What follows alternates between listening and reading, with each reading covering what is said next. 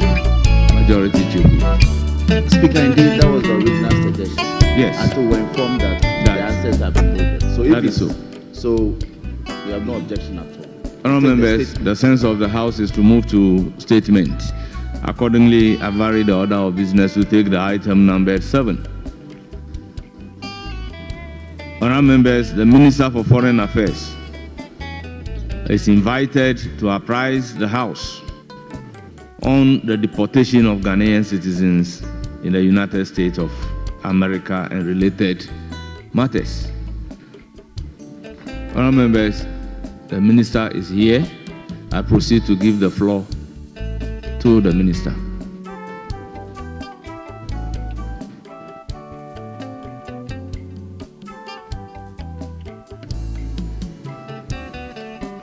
I'm grateful to you, Mr. Speaker, for the opportunity to make this statement on the deportation of Ghanaians from the United States of America. By way of background, Honorable Speaker, upon assuming office as President of the United States of America, His Excellency Donald Trump instituted several executive actions, including Executive Order on Deportation.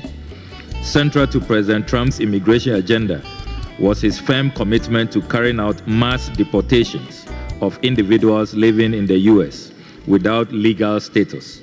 This initiative primarily targeted those who either entered the country illegally or overstayed their visas. As of 23 February 2025, the United States has implemented significant changes to its immigration policies, leading to profound consequences for migrant communities. These changes have resulted in mass deportations of undocumented migrants and heightened enforcement measures along the southern border with Mexico. Initially, the deportation efforts under the Trump administration prioritized undocumented immigrants and non-citizen residents with serious criminal records. However, reports indicate that individuals without criminal histories, those with final deportation orders, individuals with expired visas, and even recipients of temporary protected status, TPS, have also been subject to deportation. According to data from U.S. Immigration and Customs Enforcement, approximately 37,660 individuals were deported in January 2025. No Ghanaians were included in that number. However, 94 Ghanaians were deported from the U.S. in 2024. The ongoing raids by the Immigration and Customs Enforcement and reports of mass deportations have fostered a climate of fear and uncertainty within migrant communities. Actions taken by U.S. authorities to further bolster deportation efforts, President Trump signed a memorandum on 29 January 2025 directing the Departments of Defense and Homeland Security to expand the Migrant Operations Center at Guantanamo Bay. This expansion will facilitate the temporary housing of up to 30,000 undocumented immigrants. Following this directive, 178 Venezuelan migrants were transferred to the facility and subsequently deported to Honduras, from where they were repatriated to Venezuela. As of now, no Ghanaian national is reportedly detained at this facility. Increased border security. The Trump administration's strengthened border enforcement has led to a notable reduction in illegal migrant crossings, particularly along the southern border. According to data from U.S. Immigration and Customs Enforcement, daily arrests in the El Paso sector of the border fell dramatically from 1,800 in 2023 to fewer than 100 in January 2025. This decline in illegal crossings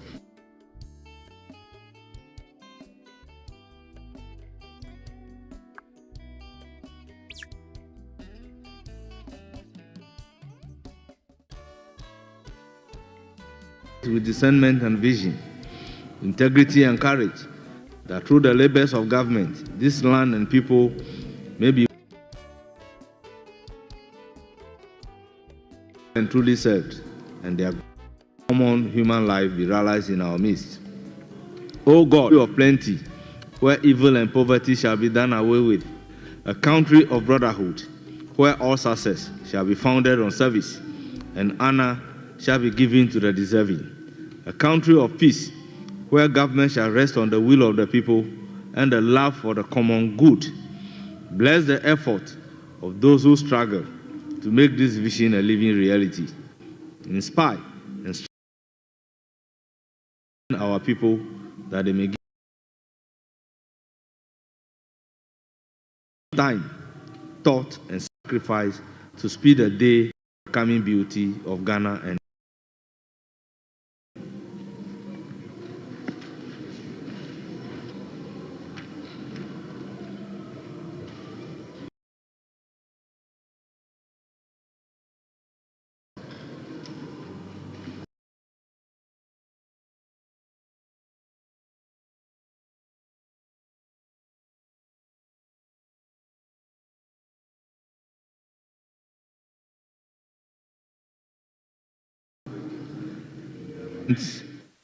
we do not have a message from His Excellency the Press Speaker. May we kindly take item numbered 5, correction of votes and proceedings and official reports.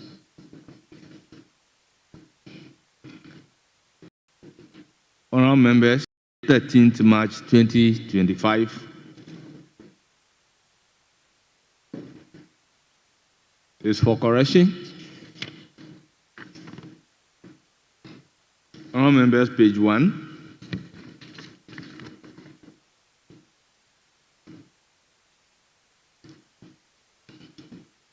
Page 2.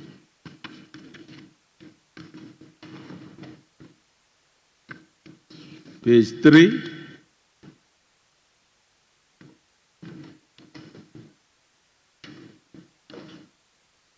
Page 4.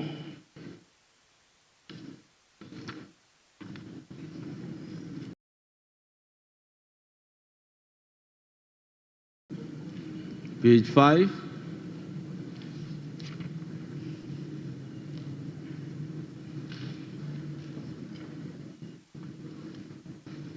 Page 7.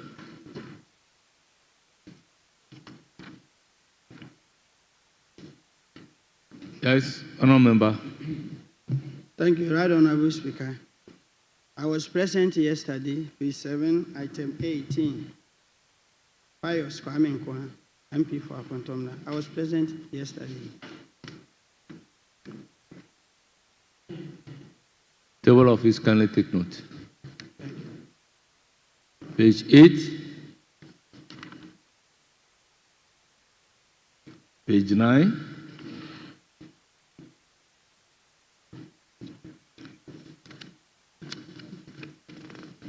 Page 10.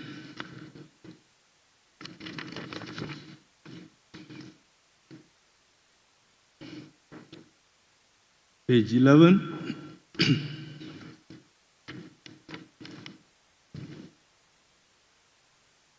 Page 12. Yes, Honorable Patrick Obama. Thank you, Mr. Speaker. Page 11, Roman 3. I want to be corrected. The statement on the World Kidney Day by Honorable Member for Efijakwa Brain North, and it's Mr. Collins. It's not supposed to be Honorable Collins Adoma Comments. It's written Mr. Yes. We've used Mr. Collins Adomako. If it's hyphenated, I'm not sure it's hyphenated, Mr. Speaker. Look at page 10. Mr. Frank Asedu Bakwin. Yeah. That's for Suhum. 64. Yes. Mr. Frank Asedu Bakwin. Yeah, I'm talking about Collins Adomako Mensa. It's not hyphenated. If I.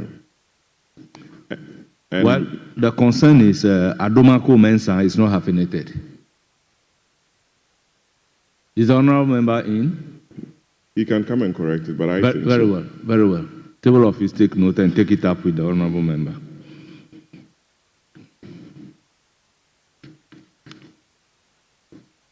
Page 12.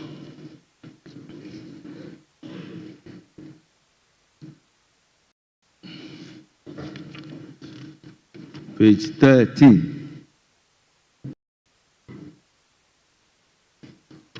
Mr. Speaker, I'm told it's hyphenated by Honorable Sandari. Very well, very well.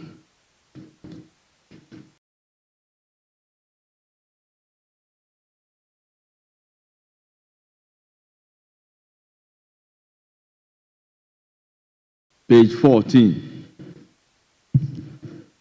Honourable members, the vote and proceedings of the 32nd sitting, dated Thursday, 13th March 2025, as corrected, is adopted as the true record of proceedings.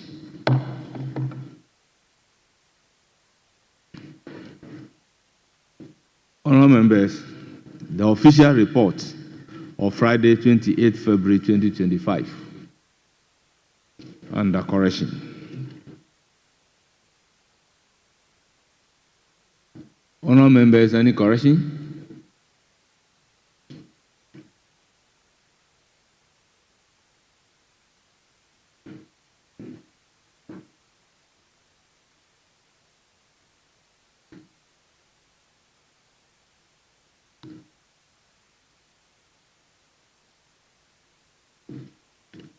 Honourable members, in the absence of any correction, the official report of Friday, 28 February 2025 is hereby adopted as the true record of proceedings.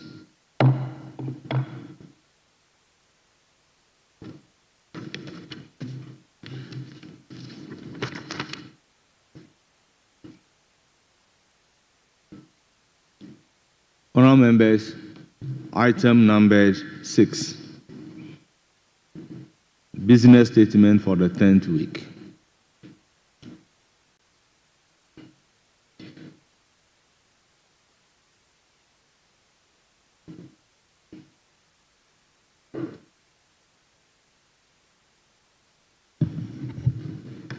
Thank you, Mr. Speaker. Mr. Speaker, I want to apply to read the business statement on behalf of the leader who is not in the chamber at the moment. Leave hereby granted.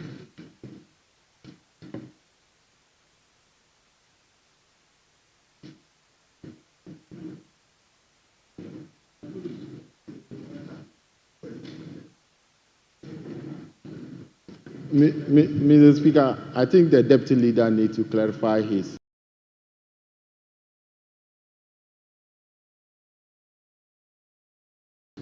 application. He said, I want to seek leave. Is it leave of the House or the leave of the Speaker? He did not clarify. It's a House of Record. He needs to say whether the leave of the Speaker. Honorable Deputy Major to present the business statement. Thank you very much, Mr. Speaker.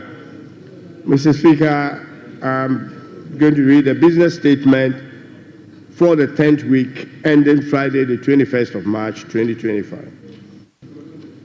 Mr. Speaker, the committee met yesterday, Thursday, 13th March, 2025, and arranged business of the House for the 10th week ending the 21st of March 2025. Mr. Speaker, the committee accordingly submit its report as follows. Arrangement of business. Mr. Speaker, you may read to the House on questions, Mr. Speaker,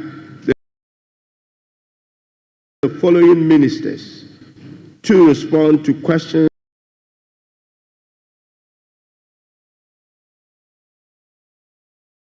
during the week. Mr. Speaker, in all, 10 ministers are expected to attend upon the House to respond to 24 questions. One is an urgent question and 23 an oral questions. Mr. Speaker, pursuant to Order 91-2, Ministers of state may be permitted to make statements on government policy. You may also admit statement by honorable members in accordance with Order 93. Mr. Speaker, in accordance with Order 159, bills may be presented to the House for first reading. However, those of urgent nature may be taken through various stages in a day in accordance with Order 1607. Papers may be laid during the week and reports from committees may also be presented to the House for consideration. Mr. Speaker, motions may be debated and there are consequential resolutions, if any, taken during the week.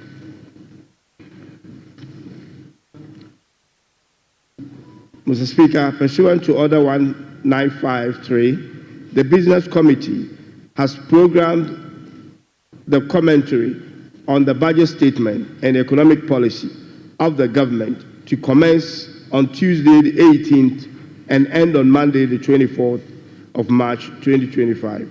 Accordingly, the Business Committee recommends the following time allotment for contributions by honorable members. The Majority Leader and Minority Leader will have 45 minutes. Other leaders will have 30 minutes. Ministers, 15 minutes. Chairpersons and rankings of committees, also 15 minutes. Vice chairpersons and deputy ranking, 10 minutes. And other members will have 5 minutes. Mr. Speaker, the Business Committee recommends that the House keeps to the 10 a.m. sitting time and also have extended sitting on Tuesday, the 18th of March, 2025, to ensure that the business schedule for the week is exhausted.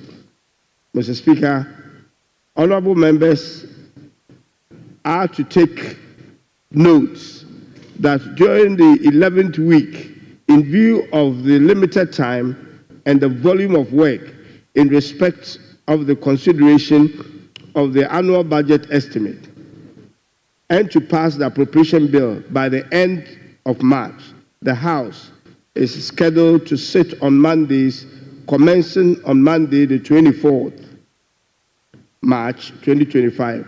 The House will extend sitting beyond the prescribed sitting hours. Committees are also urged to sit in the mornings as plenary sitting will commence at 12 noon. Mr. Speaker, the Business Committee urges the Ministry of Finance and other ministries and bodies to submit their sectorial estimate to Parliament on time for the consideration and approval of the House. Mr. Speaker, in respect of the annual budget estimate, the Business Committee urges committees to expedite work and report on same to the House for consideration. Mr. Speaker, following the presentation of the budget statement and economic policy of government, a post-budget workshop is scheduled for the participation of all members of Parliament. Honourable members are hereby informed that the post-budget workshop will be held from Saturday the 15th to Monday the 17th March 2025 in the Chamber of Parliament. In conclusion, Mr. Speaker, in accordance with Order 2162 and subject to Order 67, the committee submit to the House the order in which business of the House shall be taken during the week. Mr. Speaker, I will urge the House to capture the rest of the business statement. Thank you very much, Mr. Speaker.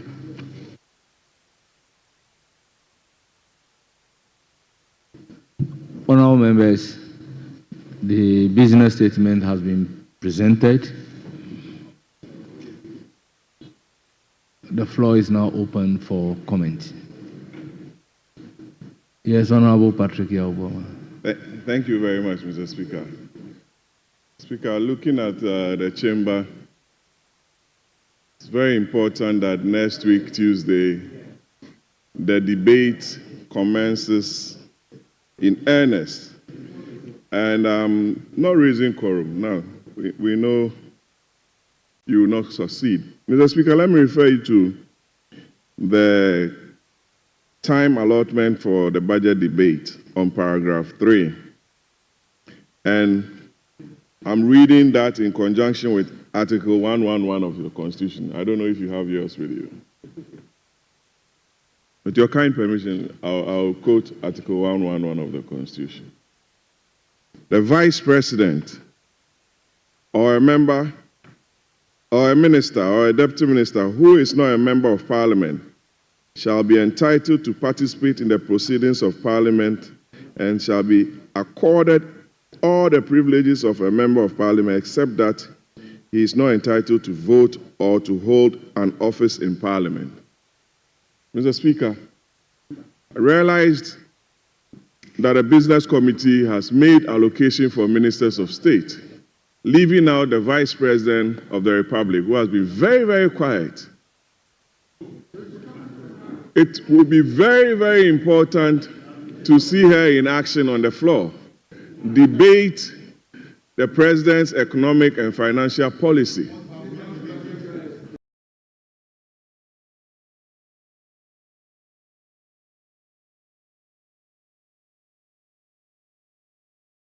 Having been a former minister, decision of His Excellency President Mahama, committee to amend this and have a time allotment for Her Excellency the Vice President, Professor Jenna Anopo-Kwajima, to be here and debate the President's budget, since she's the first female Vice President of this country to come and participate, because she's close under the Constitution to participate, Mr. Speaker. We want her to be here. She's been accorded all the advices.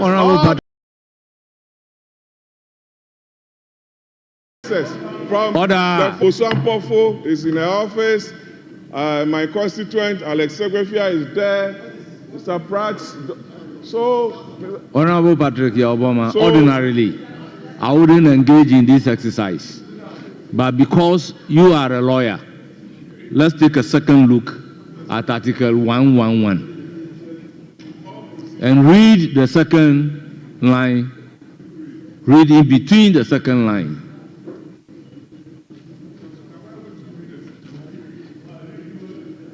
Well, read all, but concentrate. I read the entire 111. Yes, he said the person shall be entitled. Yes. So we are inviting her.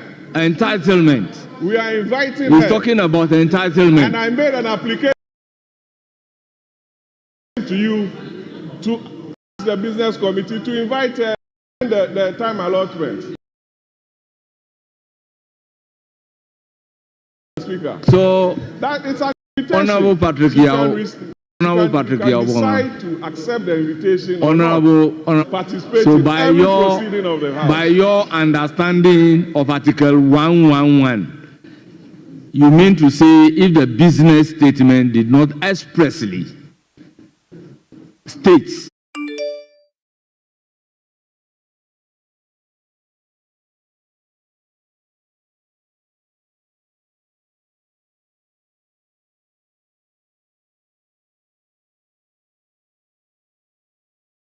that she is entitled to come and participate, though the constitutional provision is very clear, she cannot come and do so. Committee that she's entitled under the Constitution of Ghana to participate in all proceedings. It's an invitation, Mr. Speaker. She can accept it or refuse it. Honorable Patrick Yaboma, will you take a cue from the chair?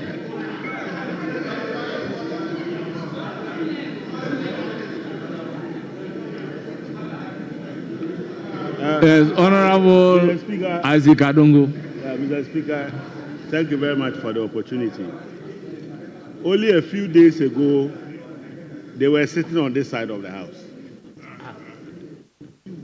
A few weeks ago, you were sitting here, and you were programming business committee meetings. Did you program the vice president then to appear in this house, or he was not entitled, or you assume that he was not appearing here and nodding of his head constituted participation. Unfortunately, the vice president has very busy things to do. She doesn't want to come and be nodding her head. But if you say she has been very quiet, we cannot force you to listen to her. But yesterday, I listened to her, and many other Ghanaians listened to her. But you can refuse not to hear. If you, in the chamber, at the appropriate time, if she needs to be here, she will be here. But we are taking a cue from His Excellency Dr. Mahmoud Bawumia. She never appeared here. He only appeared here to nod the head. We never heard him in the Hansard. We have never heard him in the Hansard. And the Hansard does not capture nodding of head. Thank you, Mr. Speaker. Honorable members, I will take comment on the business statement, but the issue of the entitlement of the Vice President, I will no longer entertain comment on that, simply because a right given by the Constitution cannot be taken away by the business statement. A right which is not given by the Constitution cannot be conferred by the business statement. So once the Constitution makes provision that the Vice President is entitled to come to the House and participate, when the Vice President so desires to come to the House and to participate, the Constitution has given that particular option without reference to the business statement. So, Honorable Deputy Minority Whip. Mr. Speaker, just some observation. When the Deputy Majority Leader was presenting the business statement, he made mention of comments on the statement from 18th, Tuesday. Mr. Speaker, committees will be engaging, and tomorrow he said we'll start the budget workshop. We still don't have the estimates. Yesterday, you directed that the whips should engage. There is nothing after you said they should engage, and we don't, those copies, if they are not made available, it is definitely something that will affect us. Mr. Speaker, and also when the Deputy Leader was presenting his business statement, he said by the 24th of this month, sitting will commence from Monday. Mr. Speaker, this business statement is supposed to end on the 21st. So why is he talking about 24th when we are not done with 21st yet? And Mr. Speaker, Honorable Adongo was trying to mislead the House when he said few weeks ago we were on this side. My small English, few weeks should be a time period between 3 to 5 weeks, and they have been in government more than that. And for that matter, you cannot say few weeks ago we were here. Few weeks is a time period that is not above 5 weeks. So it is between 3 to 5 weeks. You cannot say that. So, Mr. Speaker, we need the estimates. We need the estimates. And if we don't have the estimates, it will affect the business that we are going to do. And the workshop starts tomorrow, and we need to get the estimates so that committees will start to work. He said by the end of this month, we should be adjourning Senate Day.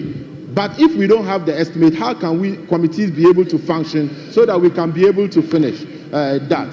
For the comment on the business, on the budget, we are ever ready to comment on the business, on the budget statement. Thank you, Mr. Speaker. Honorable Deputy Minority Whip. Yesterday, I directed that you should engage. Have you done that?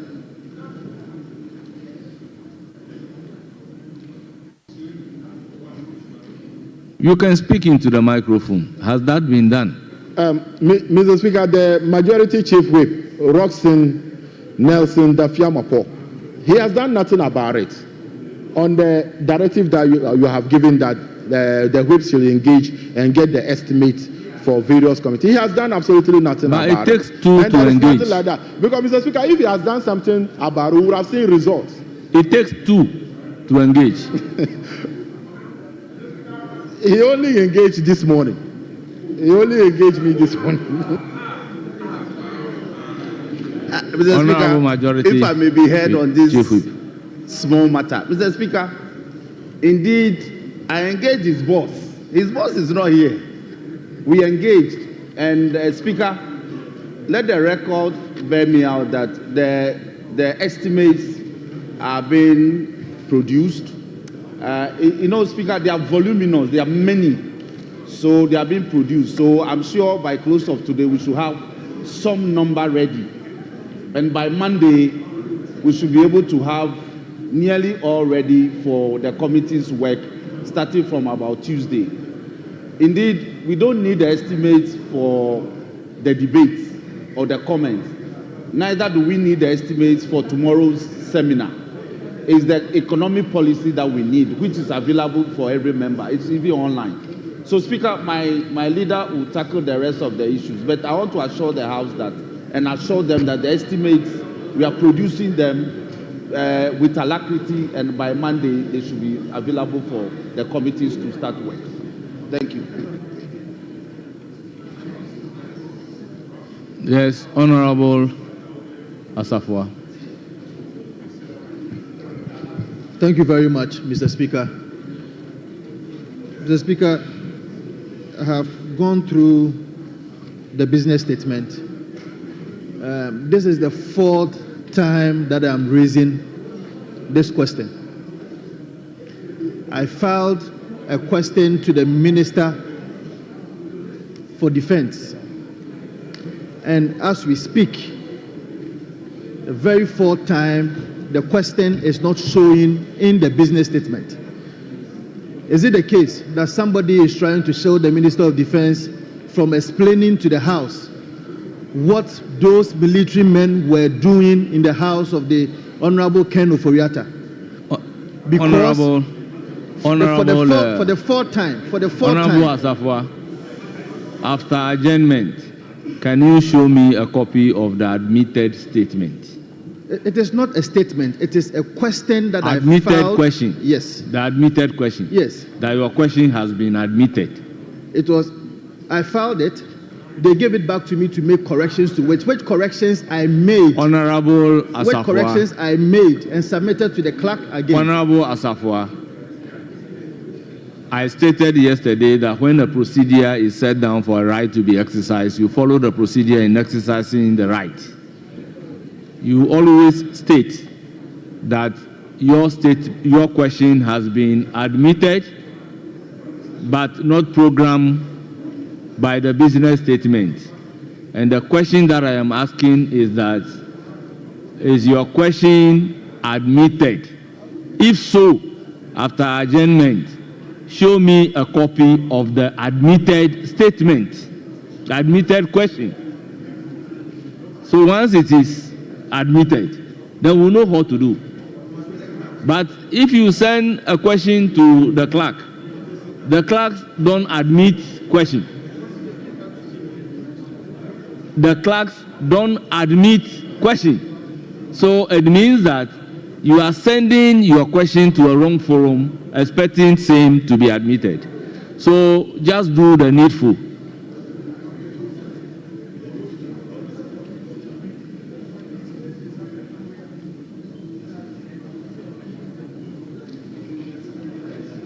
Honourable members, if a question or a statement is submitted and there is the need to rephrase the question or the statement, after doing so, you again follow the same channel for the question or the statement to be admitted.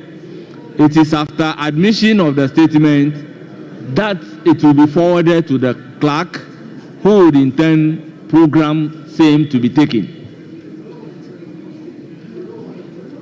Yes, Honorable Nindam. Thank you, Right Honorable Speaker. Mr. Speaker, I still want us to look at the estimates. Most at times, when this estimates delay, it puts a lot of pressure on us getting to the end of the sitting. So, Mr. Speaker, I want to appeal to you and the business committee if they could put some timelines. Because if you just say we expect it as soon as possible, or you expect it to come timely, and there are not timelines, it becomes a bit open. And when we don't get these estimates early, the pressure on us will be too much for us. So, Mr. Speaker, I will urge you to get the business committee to give us some kind of timelines for this particular estimates. Mr. Speaker, the second issue I want to draw your attention to and to also appeal to you has to do with the extended sitting, where we have to come on Monday and sitting might be extended, and we don't know how far we'll go through the extended sitting. I want to appeal to the business committee and the leadership to try and make adequate provision so that when we are doing the extended sitting, Mr. Speaker, members do not suffer. I know what I am talking about. Sometimes you come here and it becomes very difficult for you after some period to even get water. Speaker, although the post-budget workshop has already been scheduled to take place in the chamber, I know we want to cut down costs, but experience shows that most of the times when we have these post-budget workshops in-house, attendance is a bit poor. So I don't know, Mr. Speaker, let's have some order. Next time we can look at attendance and cost cutting and how effective the workshop will be. These are the few concerns I want to put across. Thank you, Right Honourable Speaker. Honorable Professor Kingsley Nyako. Mr. Speaker, thanks for indulging me. My concern has to also do with the time for sitting from Tuesday next week. Mr. Speaker, we are supposed to commence sitting at 10 a.m. And from next week, we also did sittings. I'm pleading with you and the House that 10 a.m. should be 10 a.m. Because if we are doing a Sunday sitting, you come at 10 a.m. and sitting starts at 12 or 1. Then it means that, Mr. Speaker, we are going to sit here for a very long time. Look at the business statement. Questions have also been programmed. It means that there are going to be a lot of activities for us to embark upon from next week. So please, 10 a.m. sitting should start so that we can effectively maximize the time we are going to spend in the House. This is my concern, and I'm hoping that we all heed to this important suggestion. Thank you. Thank you very much. Yes, Minority Leader. Yes, Honourable Member, you have the floor. Thank you very much, Mr. Speaker. Speaker, my concern is on the allotment of time for honourable members who may wish to contribute on the budget statement. Speaker, if you look at the last category, the other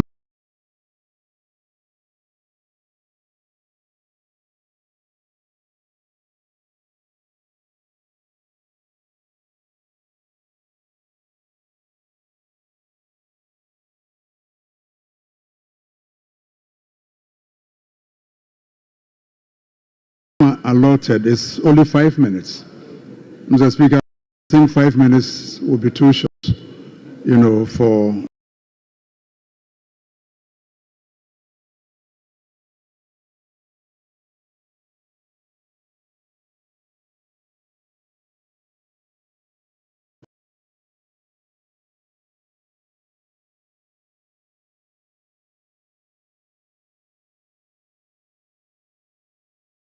contribution. So, Mr. Speaker, part 1 to 12 minutes.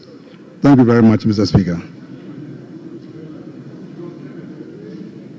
same thing that honourable member lamented. Budget of hope. The budget, everybody in this country want to hear something about it. Our constituents want to hear us on this floor. So I also plead that we adjust the time for the ordinary members to 10 minutes at least for us to also speak on the budget, for our people also to hear from us. Thank you, Mr. Speaker. Thank you, Minority Leader.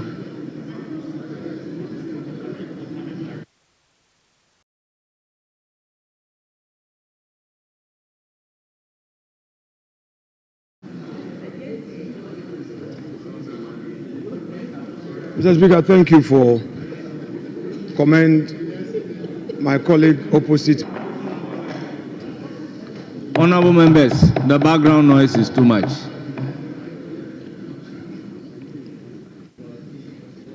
Mr. Speaker, again, thank you for the opportunity, and let me commend my colleagues opposite me for putting together the business statement, which was ably presented to us this morning. Mr. Speaker, I'm also happy that this morning I've seen the majority in their numbers. Yesterday, you recall, I drew the attention of the House to their frequent absence chamber, making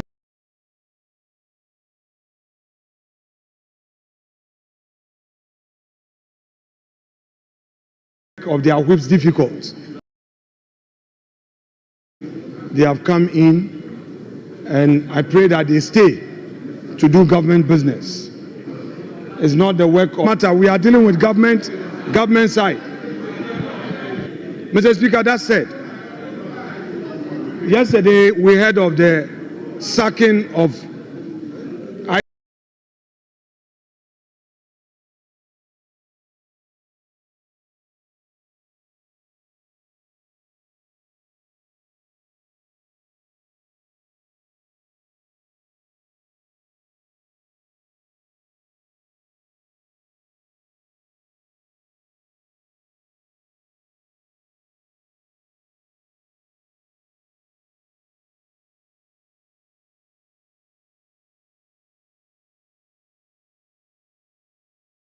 At the last category, the other on. We heard of the sacking of IGP Dampare.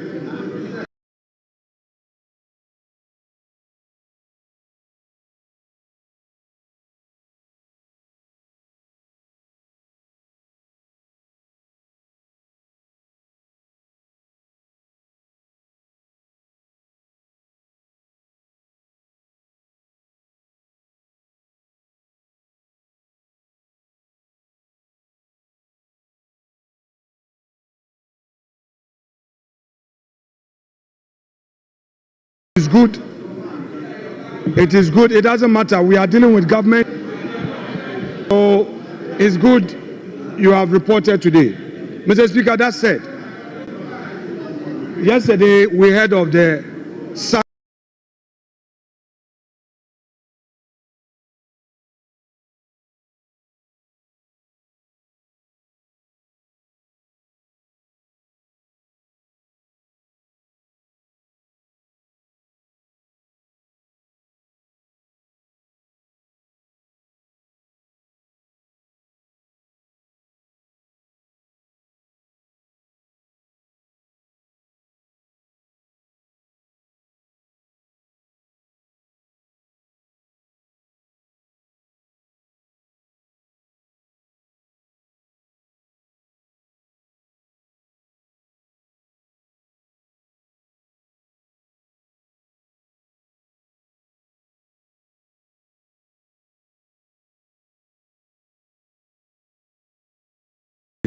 last category, the other on House. We know that the Minister for Greater Accra promised us that our light will be on, the street light will be on. Mr. Speaker, it's not good for the security of the presidency. if the entire route leading to the office of the president is so dark, and this is in the heart of the city, it is worrying. So I would plead that the leader of government business programs the minister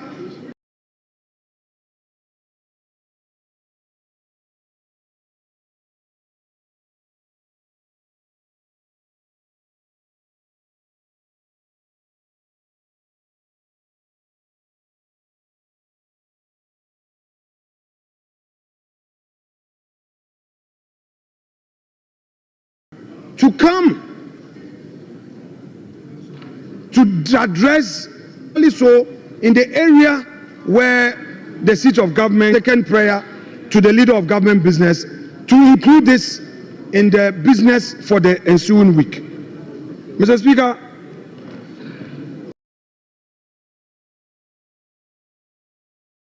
there were a number of issues that where the EC has told the whole country that they are done with their work, what they need. Mr. Speaker, this matter was raised on this House floor. The understanding was that there was going to be some engagement, and the leader of government business will report to us. The week has passed, nothing has been heard. So as a follow-up, can the deputy leader take this matter up for the ensuing week? Because, Mr. Speaker, this is supposed to be a 276 member chamber. And if for the first time in the history of our the third month or even fourth month after election, and we still have one constituency still outstanding, I think we must bring a closure to this matter, especially so when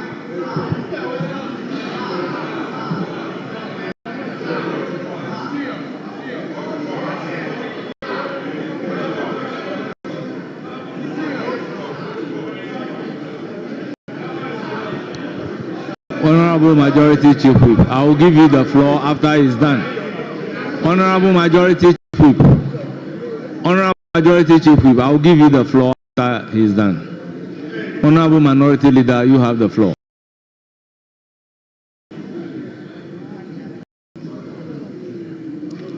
Honorable Minority Leader, you have the floor.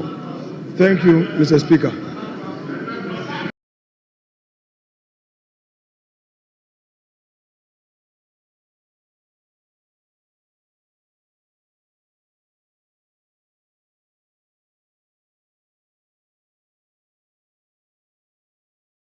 Mr. Speaker, we are in this together as one big responsible, has issued a public statement to the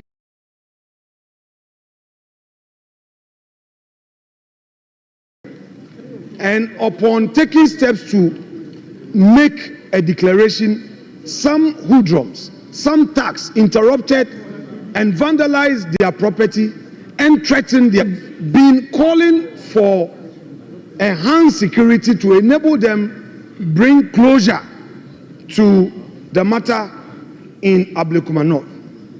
Mr. Speaker, we raised this as the people's representatives, and the leader of government business was to make a follow-up, engage his colleague, the Interior Minister, and the IGP, and for that security task force. Although the former one, the one who was just dismissed. Very well, it's okay. Mr. Speaker, though the IGP has been dismissed by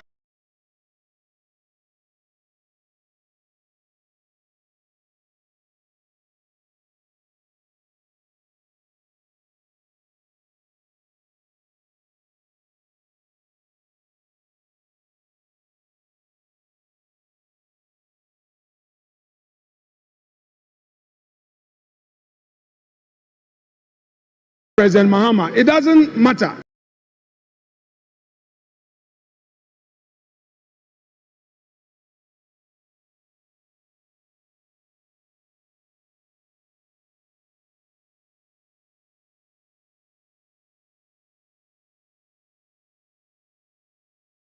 to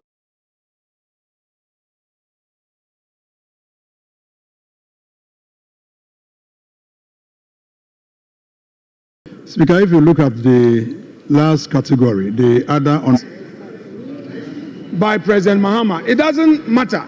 It's still the police administration. These are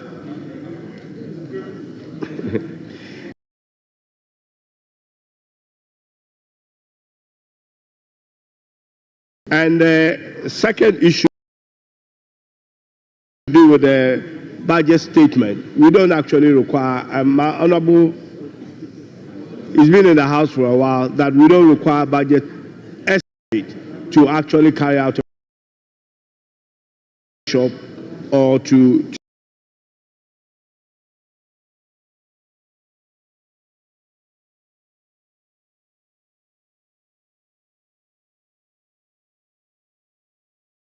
do a debate. But as we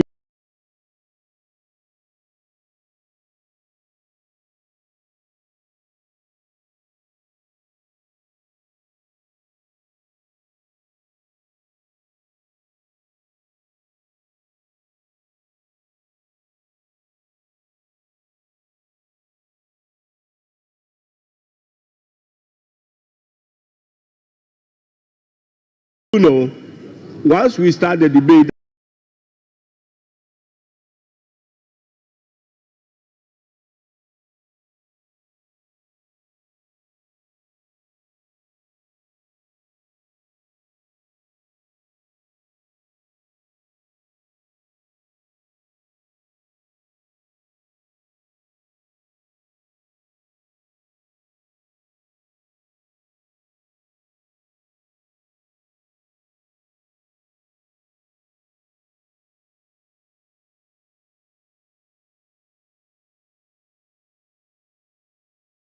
on the issue of allotment, I think the allotment was done carefully by the committee to make sure that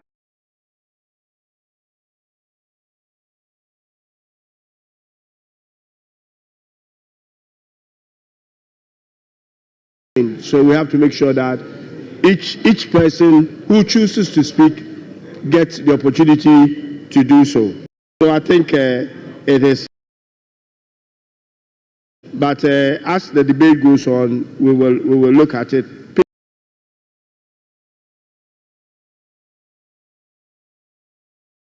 Speak less, or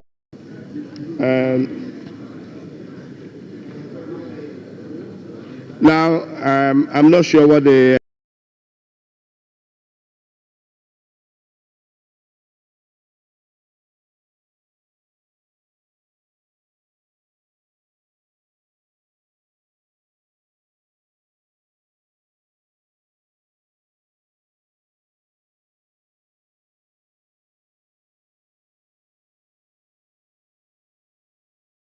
leader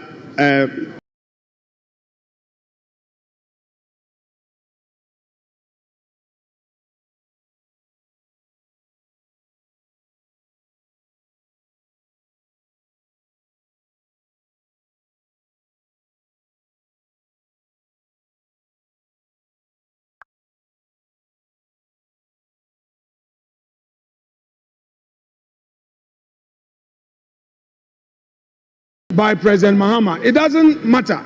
It's still the police administration. I'm not sure what the leader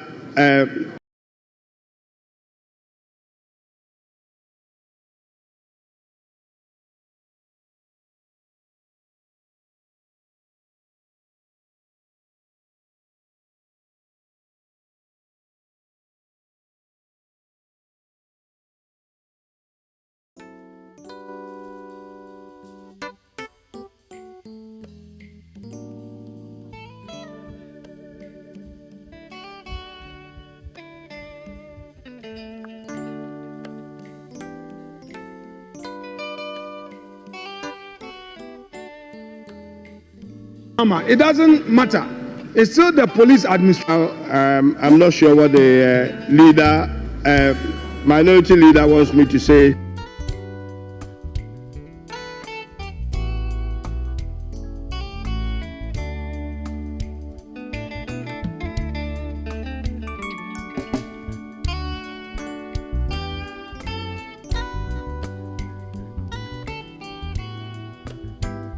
in Article 45 of the Constitution, we are not to interfere with the work of the EC. So I'm sure you know what to do. If you need to file a question, to the independent.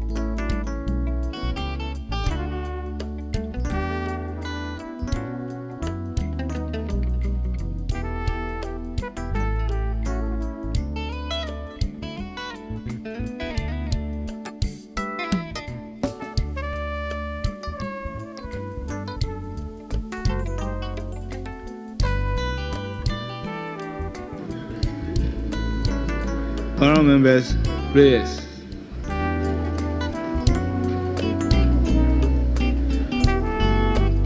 Almighty God, we humbly beseech thee to look with favor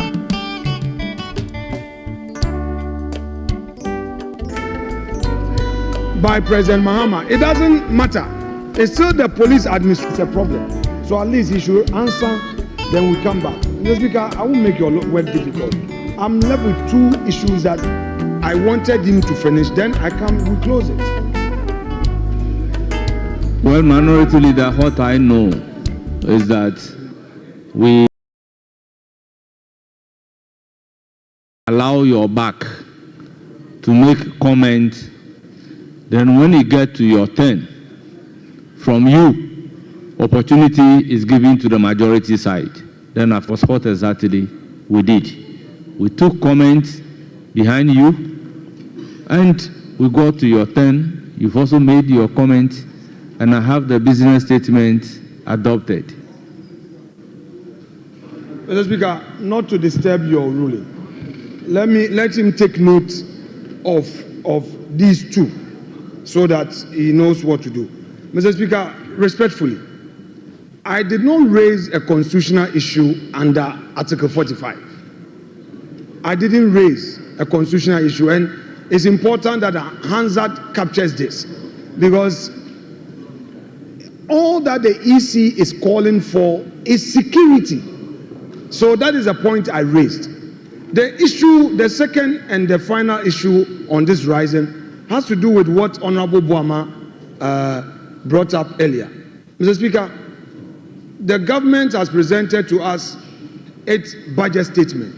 Who is the chair of the economic management team? Is it the vice chair, vice president, or somebody else? We want to know. Mr. Speaker, I rest my case. Honourable members, I believe strongly some issues definitely are not matters for consideration in the business statement. Honourable members, the business statement as adopted still stands.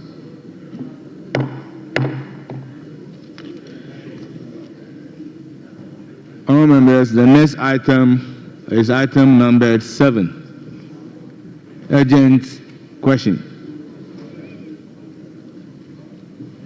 Honourable members, the minister responsible for roads and highways has been programmed to appear before us to respond to some urgent questions. Honourable members, the minister responsible for roads and highways honored the invitation, and he is here appropriately to respond to those questions. Honourable members,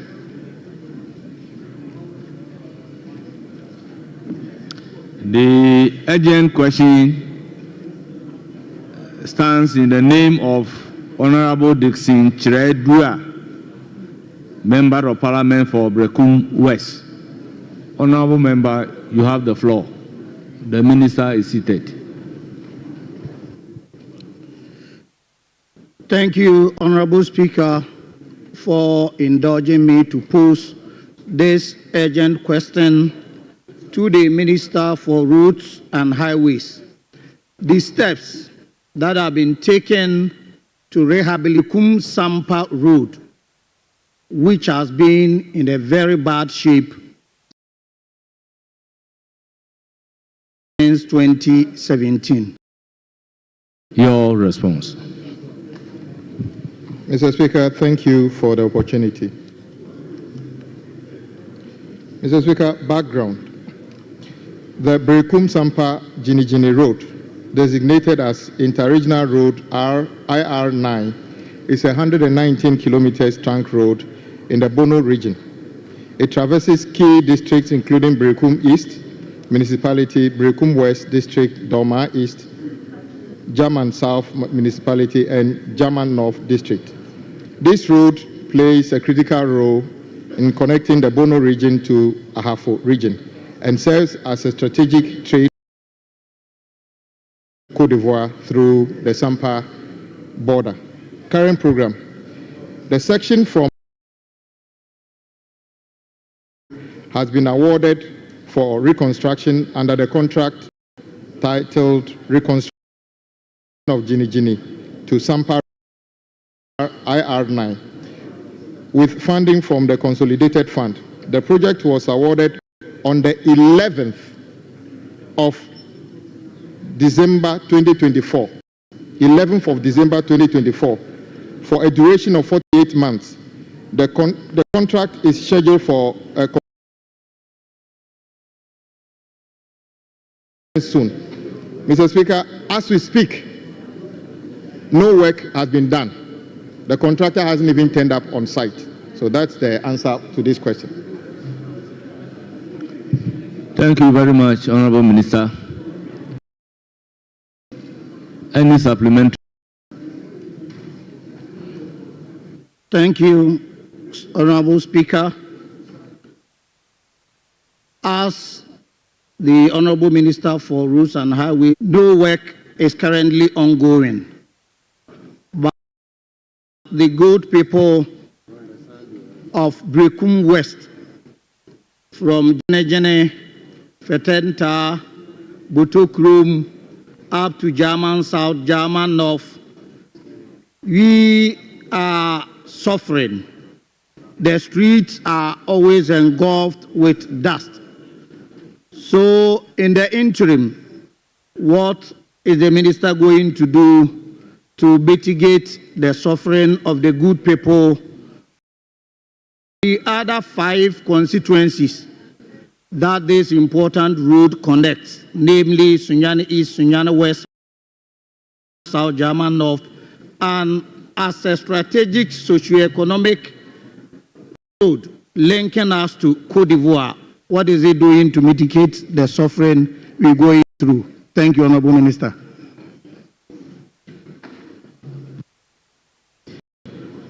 Mr. Speaker,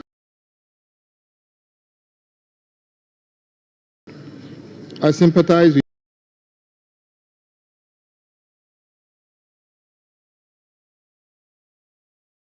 with everybody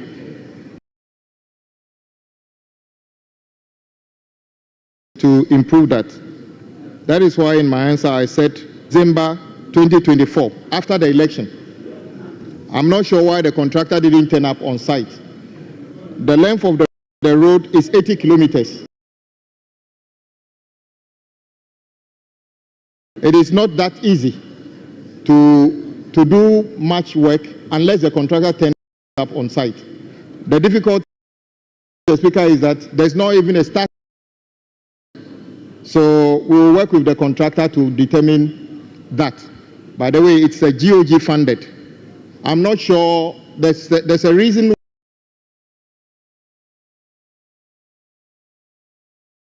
why we said after the election, certain key decisions should be left for the next. Ordered for 800 million Ghana cedi. I am yet to know whether it is part of the budget now, because the work has not been started, so it wouldn't have been captured.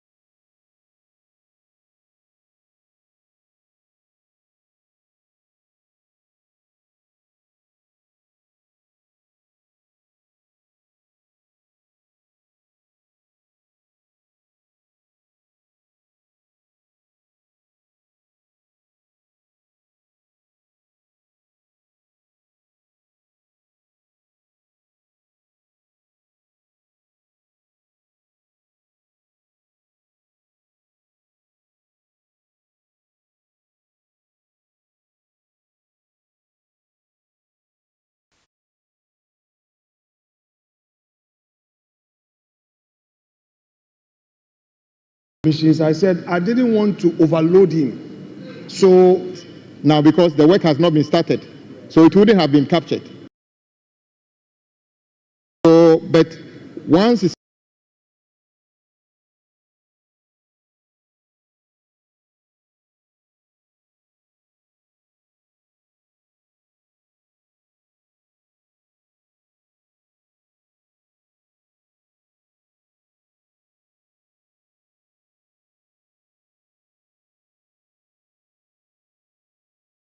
so it wouldn't have been captured. So, but once it's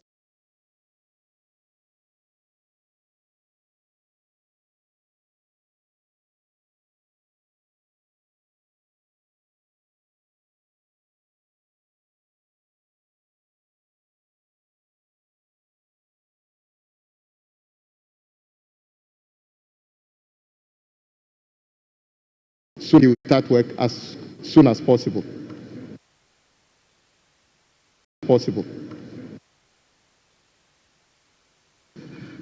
Any further supplementary? There is none except to thank him very much for the comprehensive answer provided. Is this not a constituency specific question?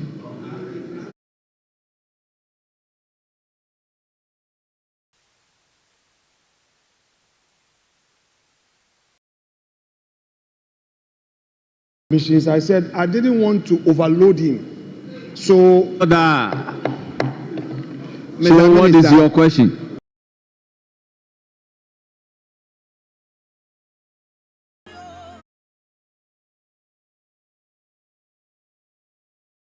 Machines, I said I didn't want to overload him. So, So what is your question? So my question is, and steps is the ministry taking to complete this road for us?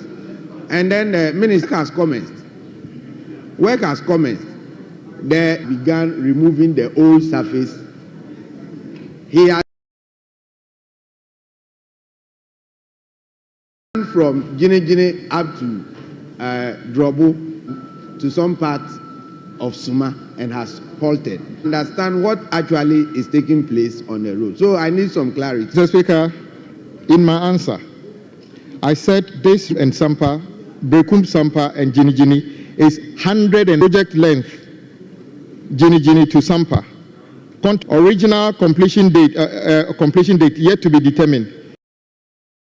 That normally when you are contracted to do a road, maintenance of that road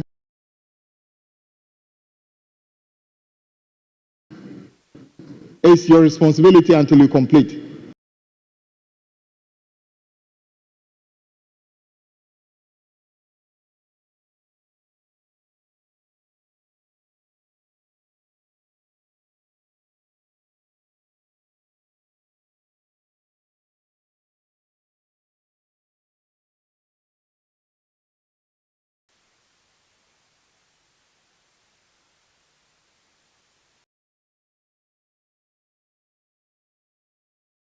So, Mr. Members, Minister, order.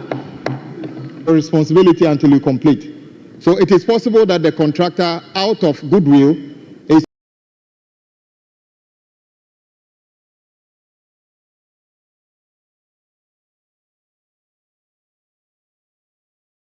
so, Mr. Members, Minister, order. your responsibility until you complete. So it is possible that the contractor, out of goodwill, is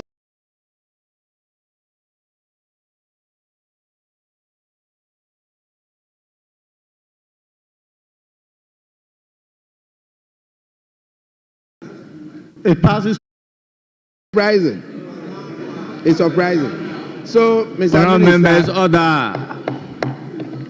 Mr. So what is Minister, your question? So my question is, what urgency is the ministry taking to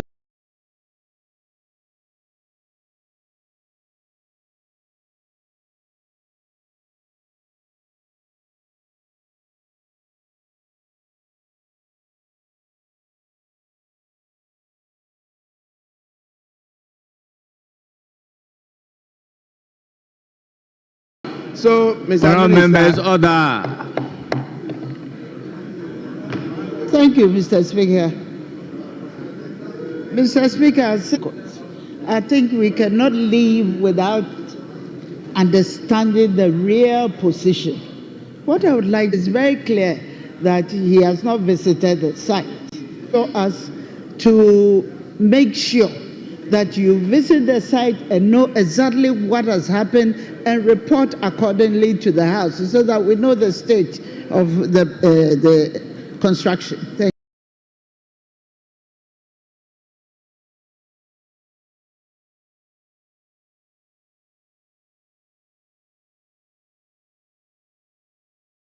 Contractors. You set a date on which you hand over, and you haven't handed over the site to the contractor. What is the contractor doing on site? So there's no need to reconcile anything. The contract data shows that the project is not yet started and the completion date is not yet certain. So if there's anything to do, I agree with the next part of your inquiry, which says that what can we do to make sure that the project comes to fruition? That is exactly what we are going to do. When we are ready, or when the contractor is ready with the consultant, they'll go to site and hand over the site. And on that occasion, hopefully there will not be the need to do another round of gathering MPs and chiefs to do another sword cutting. What we need is the contractor on site working. So I believe that the answer is clear enough. Mr. Speaker, I know the contractor. We've had interactions with them. The issue is that, and I repeat, that is the reason why, and it is, in fact, Mr. Speaker, there are contract after the election are hesitant of going to the site to start work.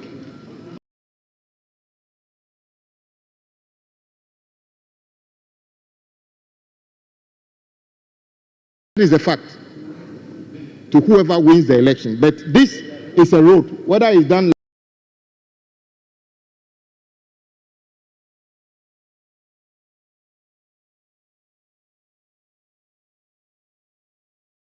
or to be done this year, it's a national road, it's going to be done. It's a priority, it will be done. But as we've always said, the finance minister stood at the same position and gave us the parties who are not working are not off-site because they don't want to work. It's because they have worked. We owe them over 20 billion.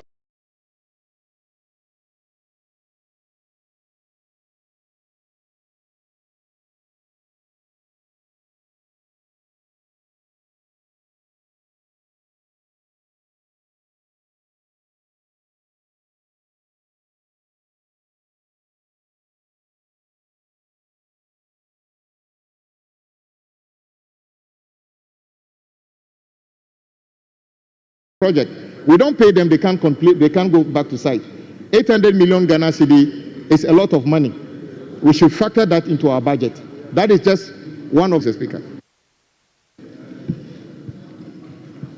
The urgent questions here and move to item number 8. Honourable members, before doing so, we have students from some educational institutions visiting the House. They are from the following institutions: Southbridge Montessori School, led by Mr. Anthony Zomolo, head teacher. They are from constituency. They are 275 in number. We have Mount Zion International School, led by Solomon.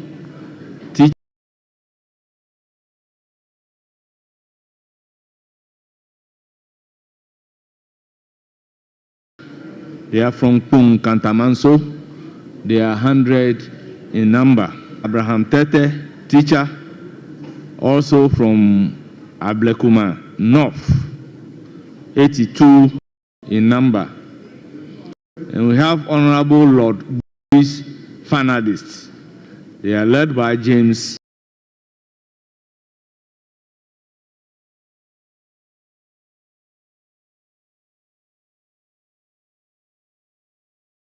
Azupero, lead organizer.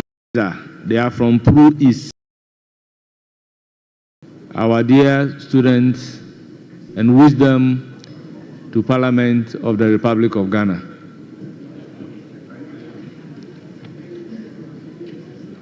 Honourable members, item numbered 8, questions. Honourable members, apart from the urgent question, other questions have been programmed for the minister responsible for roads and highways. And he's also here to provide answers to those questions. Question number 55, standing in the name of Isaac Buama Nyako, Member of Parliament for Efia constituency. Honourable member, you have the floor.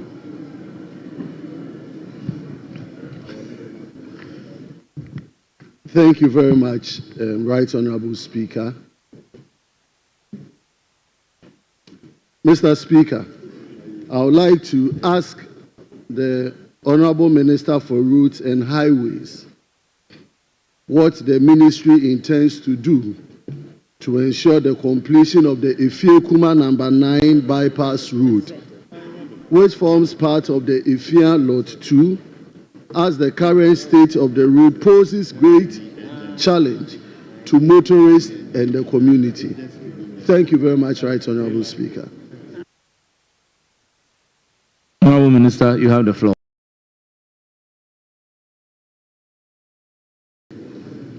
Efia Kwesimintim municipality is located in the southeast part of Western region and has Kwesimintim as its capital town. The Efia-Kuma number 9 bypass forms part of the Efia-Kuma main road, which connects the N1 at number 9 traffic light. Current program. The bypass, which is Efia Lot 2, has been awarded under the project titled Upgrading of Maapes and Selected Collector and Arterial Roads in Efia Kwesimintim to bituminous surface. The contract commenced on the 30th of September 2019 for completion on the 29th of March 2021.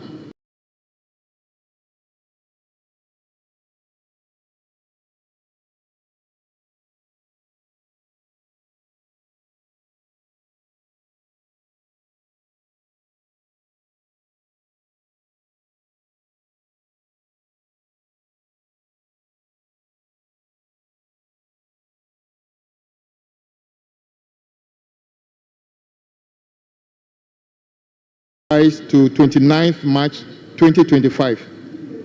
The project is 72% physical completion. The contractor is currently not on site. Duties have been issued to the contractor to... Mr. Speaker, I'd like to thank the Honourable Minister for his response to my question.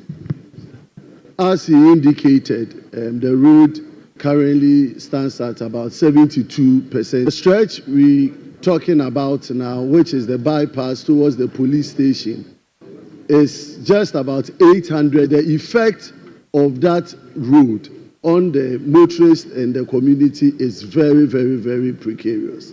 So I would like to find out from the Honourable Minister if, since the cause of this non-performance is due to payment, and we're talking about just 800 meters of road left, I would like to find out from the minister if he could gladly make some arrangement for the contractor to go back to site and complete this for the people of Efia. Thank you very much, Mr. Speaker. Yes, Honourable Minister. Yes, Mr. Speaker, I agree with my colleague since he says the section, the uncompleted section is just about 800 meters. Yes, I would, myself and my staff would work with the contractor and appeal to him that whilst we work towards honoring his certificate to make the intervention and reduce the bad condition on that section as quickly as possible. So we'll do that. Any further supplementary? Right, Honorable Speaker, I would like to thank the Honorable Minister for his generosity. Thank you. Any further supplementary?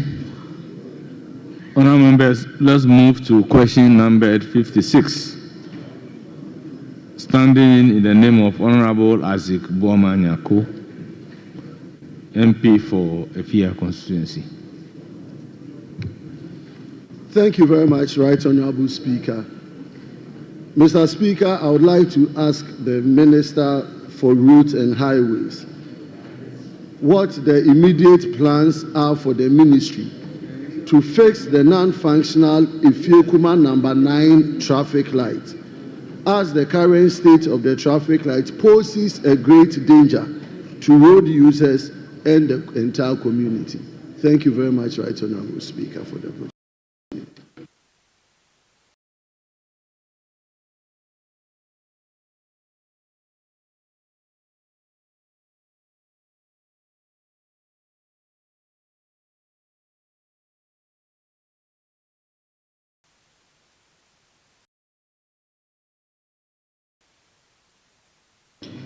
Thank you, Mr. Speaker.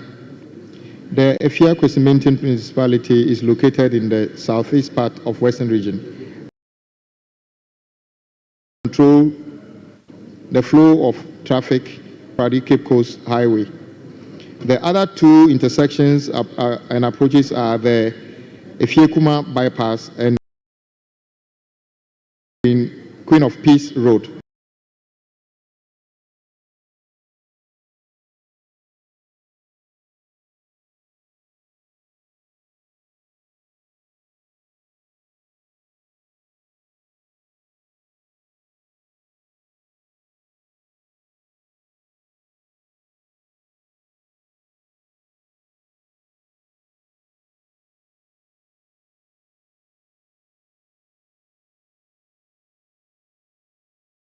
The number 9 traffic signal is currently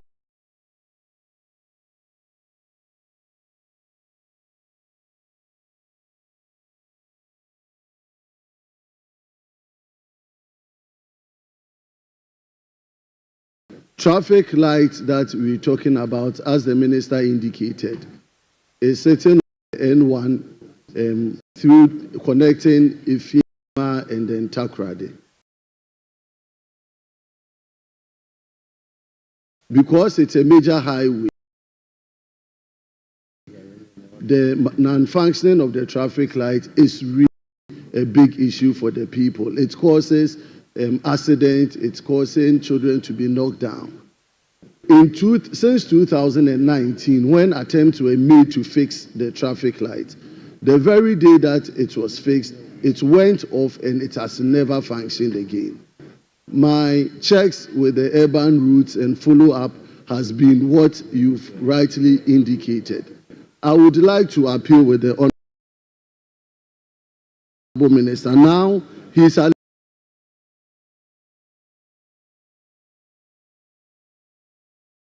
giving us some timeline, which is to be fixed by the end of the that we work within this and get it fixed by the said timeline. Thank you very much, Honourable Member. Honourable members, let's move to statement number 57. Standing Osei Akoto, constituency. Thank you, Mr. Speaker. Minister for Roads and Highways, the plans of the ministry to rehabilitate and bridge that serves communities 1 Kotokrom, Katachiwa, Akonche, 20. Thank you.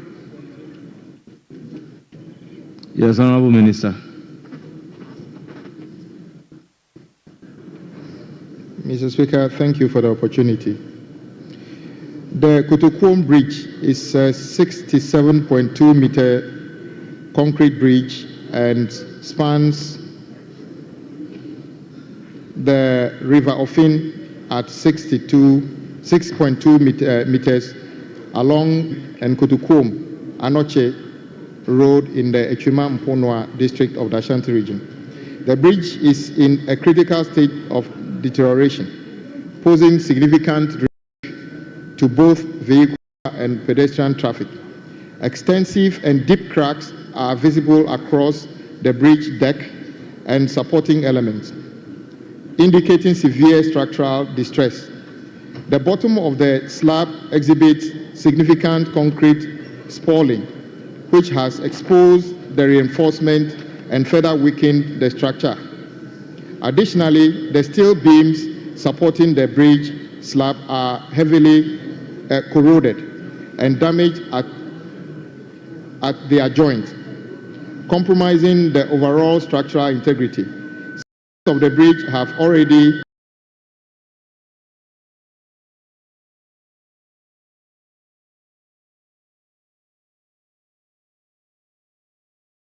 completely caved in due to combined effect of heavy traffic and structural failure. Current a team of engineers from the Ministry of Roads and Highways in the company of Ashanti Regional Minister and RECSEC. The bridge requires complete replacement, and as such, it has been closed for repair works and is to be completed within 3 months.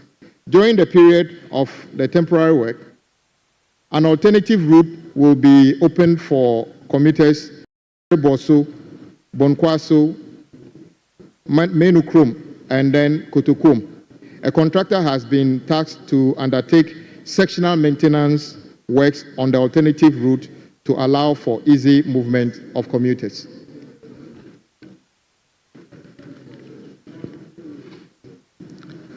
Any supplementary?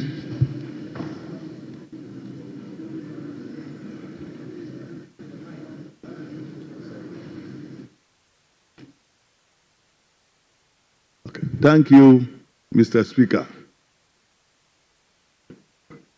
Honorable Minister, that a contractor has been tasked to undertake sectional maintenance of the alternative route. My checks have revealed that the contractor is not on site. May I know when the contractor will move to the site? And 2, the name of the contractor. Thank you, Mr. Speaker.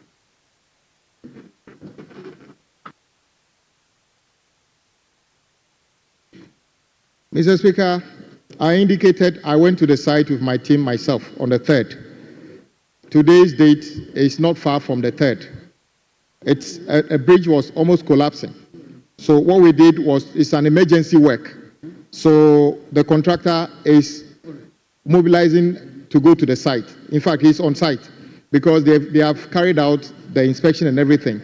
We've also asked the same contractor to explore the diversion. So he's supposed to do the assessment of the diversion to know the interventions that are supposed to be carried out.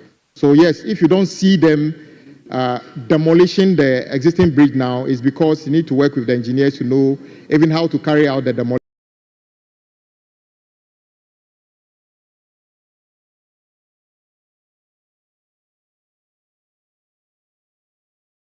Because we are not completely demolishing what we see there. We are demolishing the weak part.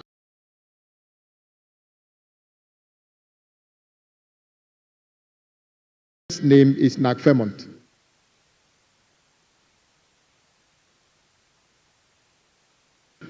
Honorable, any further question? Then 2, my constituents and I, very grateful to the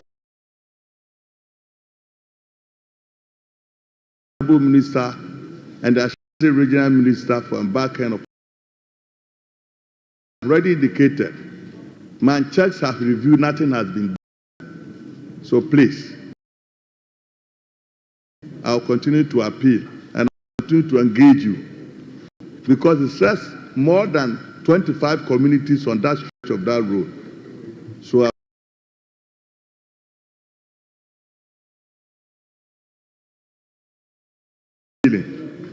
So we are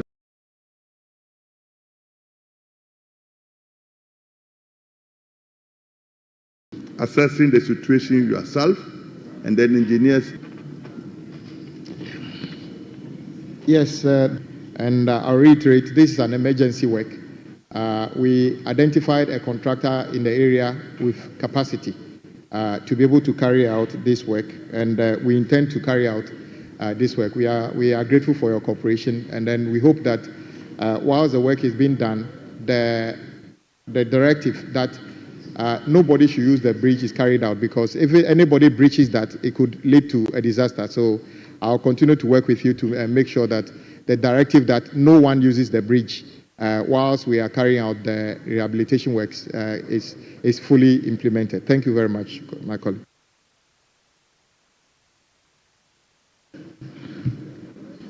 Honourable members, we move to question numbered 58, standing in the name of Honourable Azik Boama Nyako, MP for Efia constituency.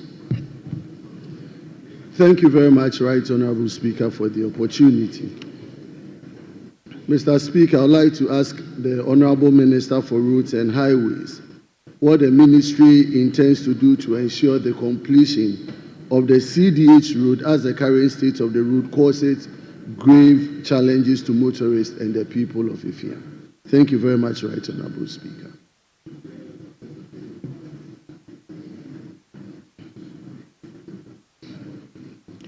Mr. Speaker, Efia Kwesimintin municipality is located in the southeastern part of Western Region and has Kwesimintin as its capital town.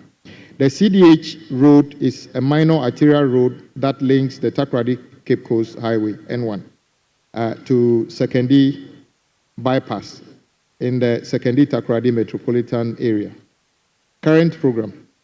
The Department of Urban Road is undertaking a project titled Rehabilitation of CDH Road, Takoradi, 2.35 kilometers, under which the CDH road shall be constructed.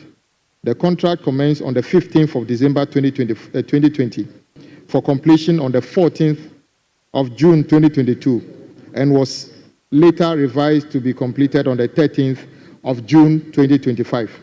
The project is 43% physical completion. The contractor is currently not on site due to delay in payment for works done. Warning letters has been issued to the contractor to return to site and complete the works. Thank you, Mr. Speaker. Any supplementary? Thank you very much, Right Honourable Speaker, and thank you, Honourable Minister, for the response.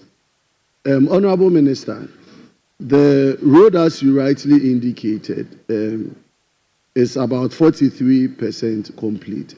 But actually, the greater part of the work, when we talk about the drainage part of the work and even the release of crushed rocks, have all been placed on the road.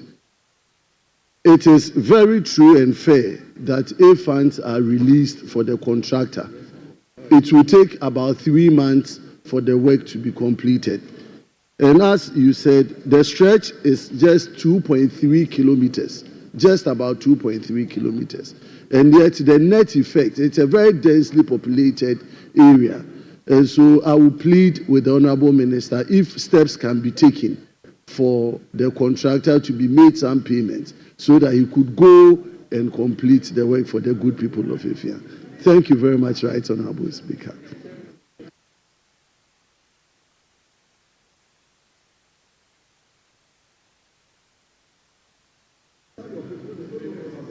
Mr. Speaker, I agree with my colleague that the stretch he's talking about is not very long. But, Mr. Speaker, as with many of the thousands of contractors we have, they have actually invested money in this project. Once they are not paid, it is difficult for you to compel them to work. So I can only say that as and when we make money available and pay these contractors, many of them will go to site and work. But we'll continue to encourage them to keep maintaining the road to a level that is motorable whilst we make arrangement to honor their certificate. It's all about money, Mr. Speaker. If we owe contractors 20 billion Ghana cedi, you know, when we owe contractors 20 billion Ghana cedi, it's something that we must work towards. And I hope the House will work together. Mr. Speaker, I can understand why the entire debt of the sector was just around 5 billion few years ago, and it's 20 billion and counting. 5 billion Ghana cedis, and today it's 20 billion and counting.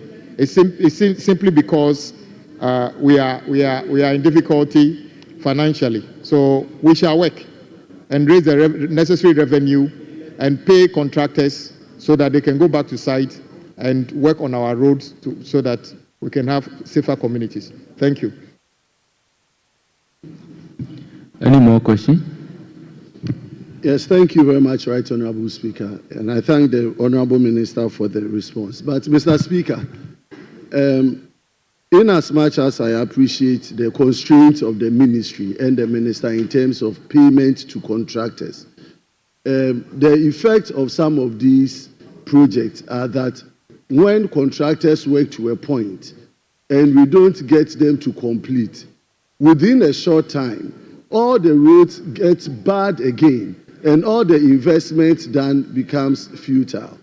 So, to the extent that you check the cost of the construction of the project and it's within the ministry's ability, if some prioritization could be made on this stretch so that at least we don't get the road deteriorated to an extent that we have to always come back to a reconstruction process. Thank you very much, Honorable Speaker, for the opportunity. Yes, Honorable Minister. Yes, Mr. Speaker, my colleague's observation is very true. Unlike buildings that when you build to a point and you can leave it, go and come back and continue, roads, once you don't continue to the logical conclusion by sealing it, when you abandon it for 2 years, whatever you have done becomes a waste because the weather basically just deteriorates everything that you have done. And I agree with him. If we have our way, we should be able to have enough funding to start and finish every project before we start. Mr. Speaker, in the coming months, one of the most difficult ones is going to be the bypasses on Kumasi Road. I made mention of this the last time I was here, that at the time of contracting, the total cost of those projects was 1.9 billion. Almost all the contractors have vacated site because they are looking for 1.7 billion cedis, variation on a 1.9 billion cedi project. It is that money just doesn't exist in the contract. So we need to now go and look for another 1.7 billion cedi as a variation on a project that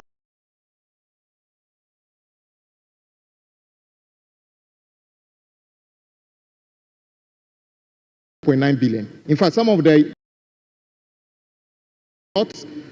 variation of what we are talking about today. So I agree. Maybe we need to take a second contract. Whether if we don't even have money, we should allow people to just go in and leave it to the state that the public can't use it. So it's a good observation, but going forward, we shall work together to see how we make it better. So your route is in focus. As soon as we fund the certificate of the contractor, I'm sure they will go back to site and complete the work.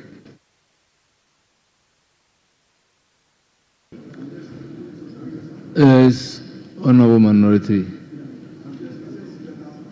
Very well. Thank you, Right Honorable Speaker. I'd like to thank the Honorable Minister for Roads and Highways for attending to my questions. I'm most grateful. Thank you. Yes, Honorable Minority Leader. This is constituency specific. Yeah, Mr. Speaker, rightly so. But in his earlier answer, he was talking about lamenting a 20 billion debt. A 20 billion debt. And just want to find out from him how he intends to raise money to pay contractors. It's not about the debts, but it's about the work they've done. You keep emphasizing debt, debt, debt. When you go into accounting, we have assets and liability. The work done by a contractor amount to an asset to the state. The state has benefited. The obligation of the state is to pay, which is the liability. So,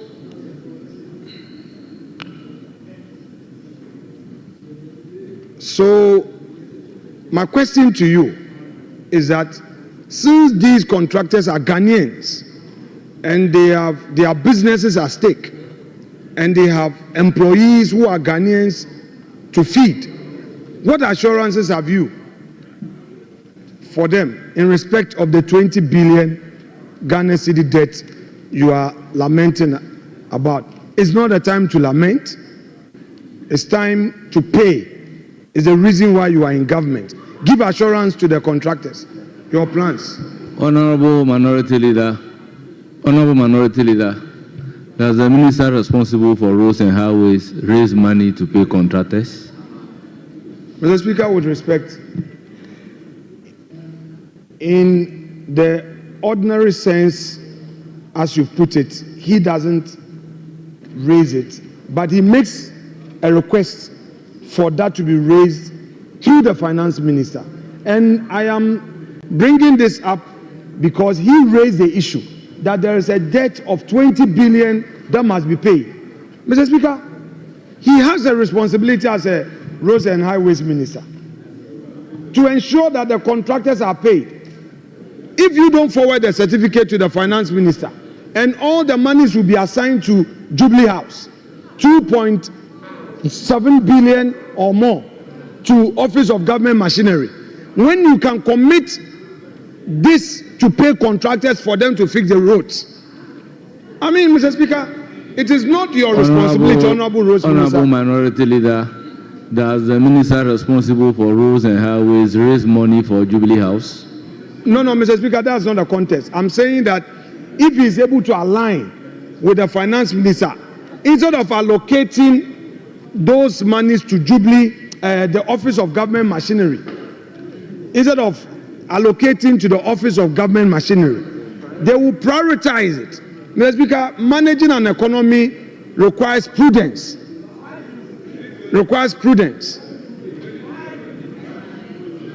And Honorable Minority Leader, I intend to direct that we file a question for the finance minister to come and answer. Well, Mr. Speaker, as it pleases you. As it pleases you. Thank you very much. So, I know you are not to answer the question.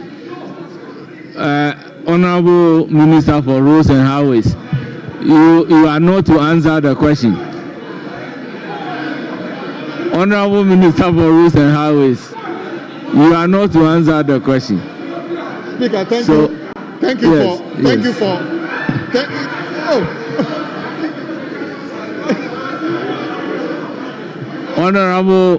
Honorable Minister for Roads and Highways, this is a question.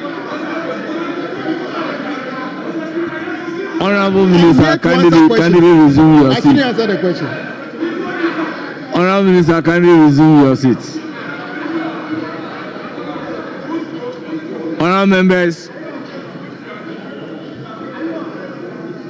Honorable members, let's move to question number 59. Standing in the name of Honorable Anthony Imie, Member of Parliament for Otobri. Honorable Finance Minister, this is the last question for the Roads Minister, then we can come to your business. Very well. Thank you, Mr. Speaker. I would like to apply, indulge you to apply to vary the public business to take addendum. Yes, to take addendum for the finance minister to be able to lay his paper or his bill. Thank you. Yeah, so I want to vary. Yes, Minority Leader. to the deputy leader, the practice is that you would first seek, you engage us. No, I'm saying the practice is that you first engage so that you proceed, which you rightly did. So we are not opposed to the application. Save that, Mr. Speaker, when the finance minister rises to bow, I would want the entire house to observe the finance minister. He is wearing gubavera. And I don't want anybody to attempt inviting the speaker to say that he's not properly dressed. This is gubavera, a crutch for shirt he's wearing. And a gubavera is not a pajamas. It's not improper dressing. The finance minister is wearing a gubavera shirt, a gentleman's shirt, and he's wearing it. So I'm happy you are here. By the way, it's an expensive shirt. It shows that he's in charge of the press. Mr. Speaker, this is the socialists are wearing gubavera. This is a gubavera shirt, and he's wearing one. Mr. Speaker, yes, Mr. Speaker, you see, that is original gubavera. That is original gubavera. Yes, Honorable Minister, you want to respond to the minority leader? Well, you have the floor. Mr. Speaker,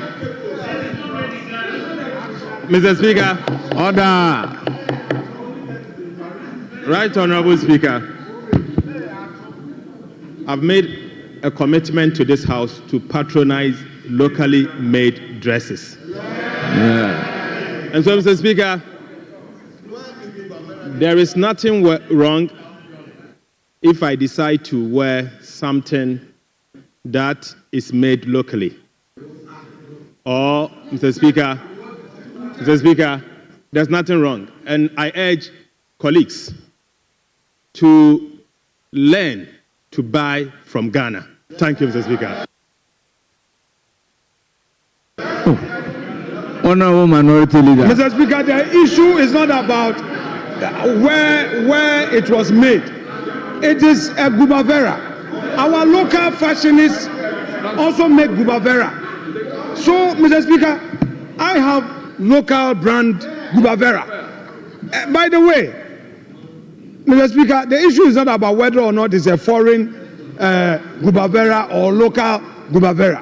What you are wearing is gubavera. And I want you to let your members know. Honorable Minority Leader. That is the issue. By the way, this morning, Mr. Speaker, they populated the chamber. All of a sudden, they are all out, empty seats. And this is the time that the finance minister is here to lay a paper. Look at the empty seats. They've left again, going to look for jobs at the Jubilee House. They should come to the Chamber of Parliament and work. Look at all the empty seats. You are 38 in number. Ceremonial majority. Ceremonial majority. Honourable members, order. Honourable members, the order of business is accordingly varied. Instead of item numbered 9, we are moving to item numbered 10 at commencement of public business. Honourable members, let's turn to order paper addendum.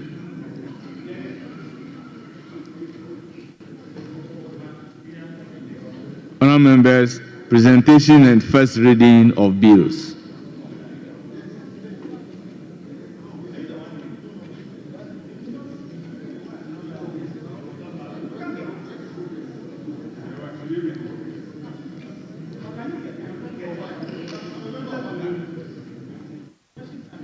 Honourable members, question time is not over. We are just varying the order of business to accommodate the finance minister.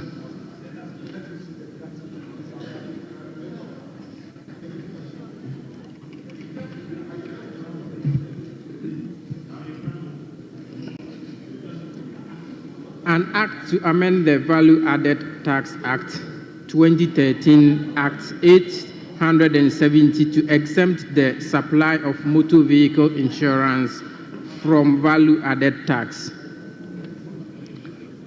Honourable members,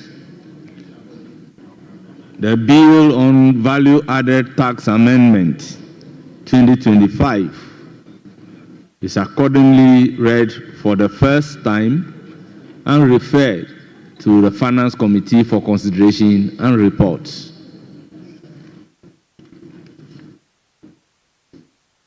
Honourable members, back to question time. Question number 59, standing in the name of Honourable Anthony Mie, Odotobri, Member of Parliament. Thank you, Right Honourable Speaker. Honourable Minister for Roads and Highways, my question is, are there any measures that have been put in place to ensure that all contractors return to complete abandoned projects within the Amansia Central District? Yes, Honourable Minister.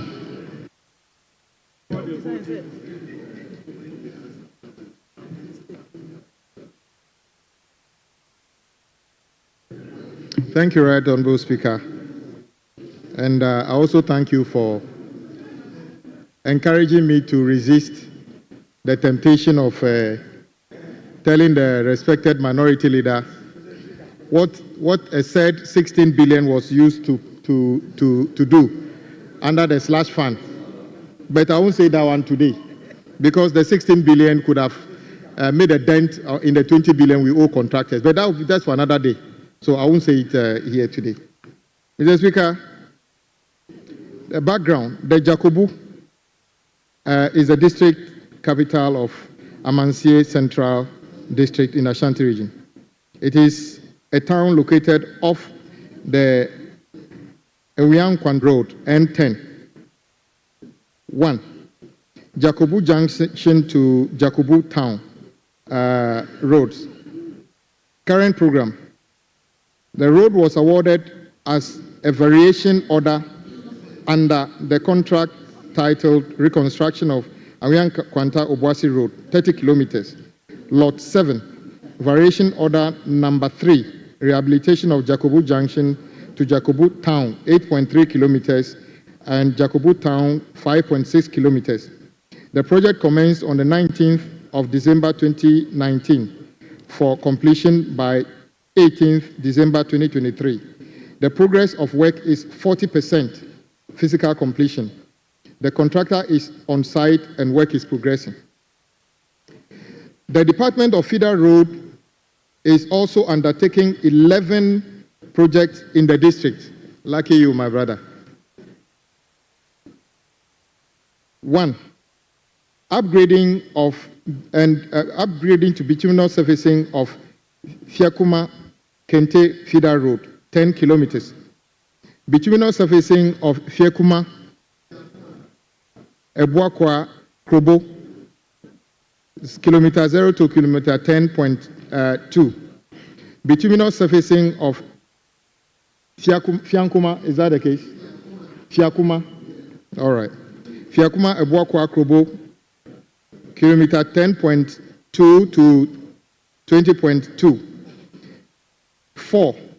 Bituminous surfacing of Atia Mile 14 to Atia Junction, kilometer 0 to 6.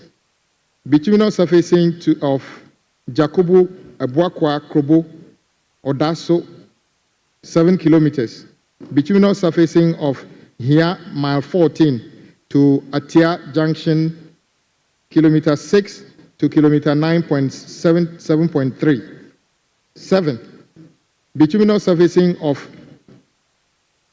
Chuampiase Mile 15 to the length is 6 kilometers. Bituminous surfacing of Chuampiase Mile 15, that is kilometer 6 to kilometer 12. Upgrading of Fiankwanta to Krobo, 12.9 kilometers. The 10th one, rehabilitation of Mile 15, that is 32.8 kilometers. And then the last one, bituminous surfacing of mile 15, Hu Feeder Road, 9.5 kilometers. 1.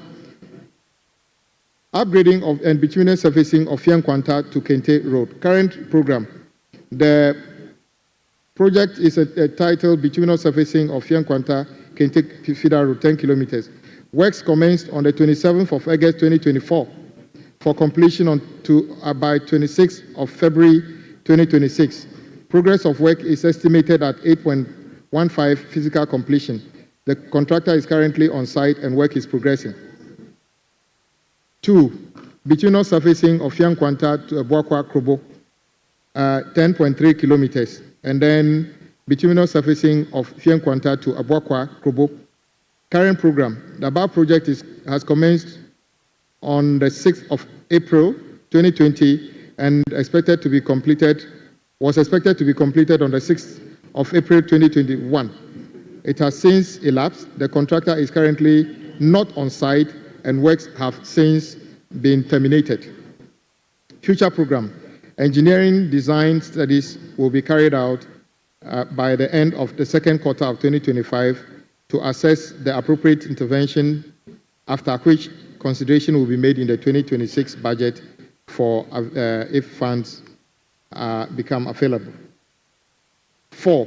Bituminous surfacing of Atia Mile 14. Current program. This project is entitled Upgrading of Atia Mile 14 Junction Feeder Road. That's 6 kilometers to bituminous surfacing. This project is supposed to be funded by Cocoa Board. The works commenced on the 22nd of September 2016 for completion on the 21st of September 2017. The progress of work is estimated at 68%. The contractor is currently not on site and the works have since been recommended for termination. Future program. Engineering design studies will be carried out in the third quarter of 2025, and upon receipt of that, preparations will be made for that to be captured in the 2026 budget. 5. Bituminous surfacing of Jakobu, Abuakwa Krobo, Odumase Road. Current program. This project is entitled Upgrading of Jakobu, Krobo, Odaso Project, 7 kilometers to bituminous surfacing. Works commenced on the 3rd of May 2016 for completion on the 4th of May 2017. Progress of work is 65% physical completion. Contractor is not on site and works have since been recommended for termination. Future program. Engineering design studies will be carried out by the end of the third quarter of 2025 upon termination of the contract to assess the appropriate intervention, after which consideration will be made in the 2026 budget. 6. Bituminous surfacing of here mile 14 to Atia Junction. Current program. This project is entitled Bituminous surfacing of here mile 14 to Atia Junction to bituminous surfacing. It was supposed to be funded by Cocoa Board. The works commenced on the 31st of October 2016 for completion by 30th of October 2017. The progress of work is estimated at 10%. The contractor is currently not on site and the works have been recommended for termination. Future program. Engineering design studies will be carried out by the end of the third quarter of 2025 and then after the termination of the contract, after which the necessary interventions will be recommended for the 2026 budget. 7. Bituminous surfacing of Chuapiase Mile and then to bituminous surfacing of Chuapiase Mile 15. Current program. The project was commenced on the 14th of May 2020 for completion by 14th of May 2021. Contractor is currently not on site and works have since been terminated.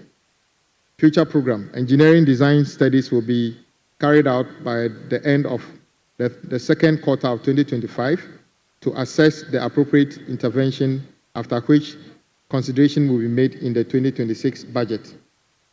9. Upgrading of Fiasom Kwanta, Kronko, and then other roads. Current program. This project is titled Upgrading of Fianquanta Kroko Feeder Road to bituminous surfacing. It was supposed to be done under Cocoa Board funding. Works commenced on the 2nd of March 2021 for completion by 1st of March 2022. Progress of work is just 4% physical completion. Contractor is currently not on site, and works have since been recommended for termination. Future program. Engineering design studies will be carried out by the end of the third quarter of 2025 upon termination of the contract to assess the appropriate interventions to be made for the 2026 budget. 10. Rehabilitation of Mile 15 to Jamitan Hunu and other roads. Mr. Speaker, the funding for this project is to be from Cocoa Board. The works commenced on the 14th of June 2021 for completion on 13th of June 2023. The contractor is currently not on site, and works have since been recommended for completion. Future program. Engineering design studies will be carried out by the end of the third quarter of 2025 upon termination of the contract to assess the appropriate interventions to be carried out in the 2026 budget. 11. Bituminous surfacing of Mile 15 to Hu Feeder Road. Current program. This project was supposed to be funded by Cocoa Board. Works commenced on the 14th of June 2021 for completion by 13th of June 2023. Contractor is currently not on site, and works have since been terminated. Future program. Engineering design studies will be carried out by the end of the third quarter of 2025 upon termination of the contract, and a recommendation will be made for consideration in the 2026 budget. Thank you, Mr. Speaker.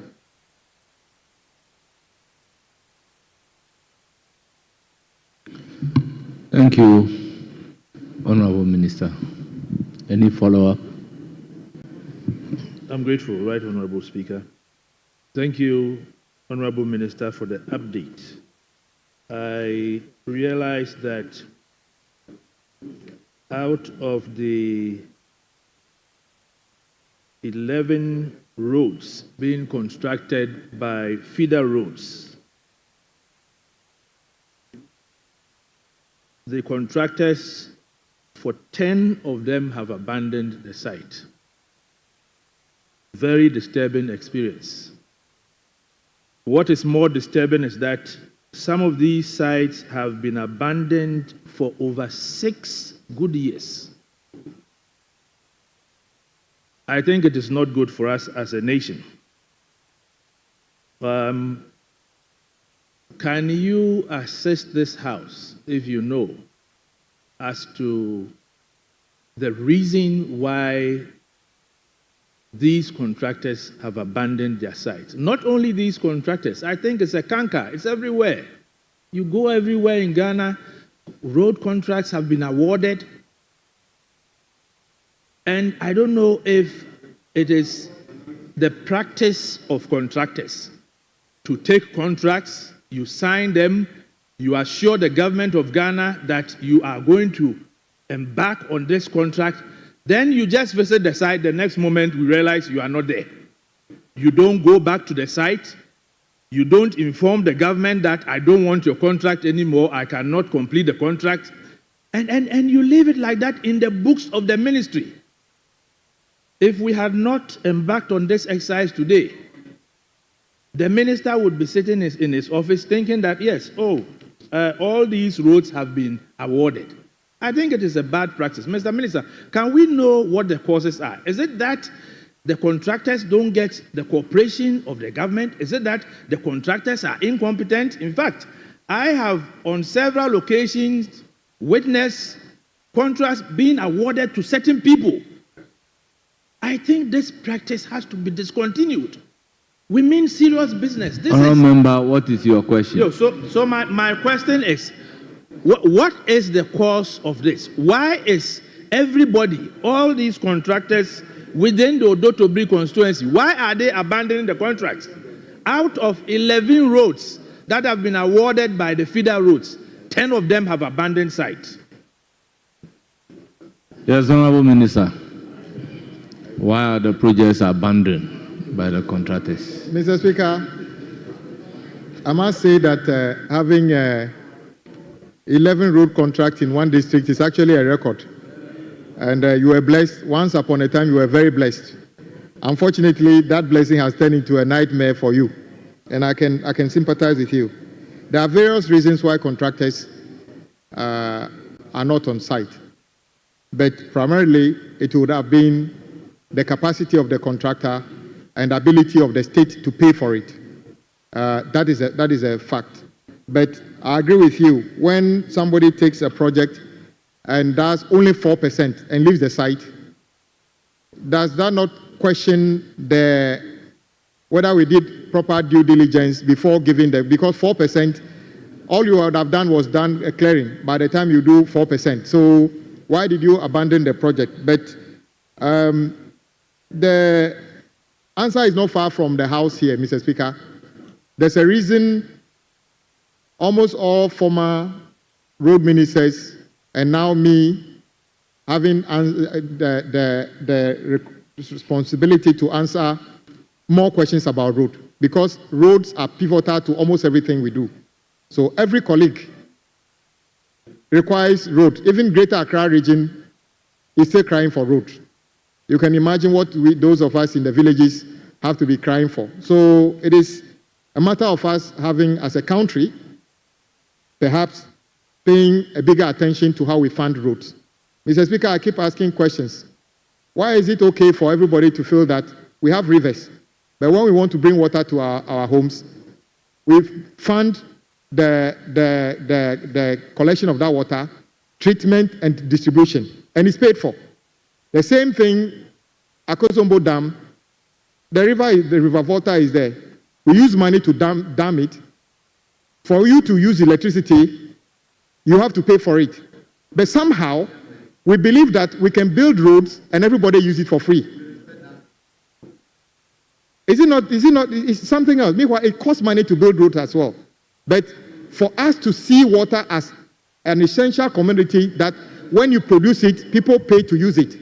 When you produce electricity, people use to pay for it. But roads also cost money to build and maintain. So while, yes, I understand water is different. Road is different.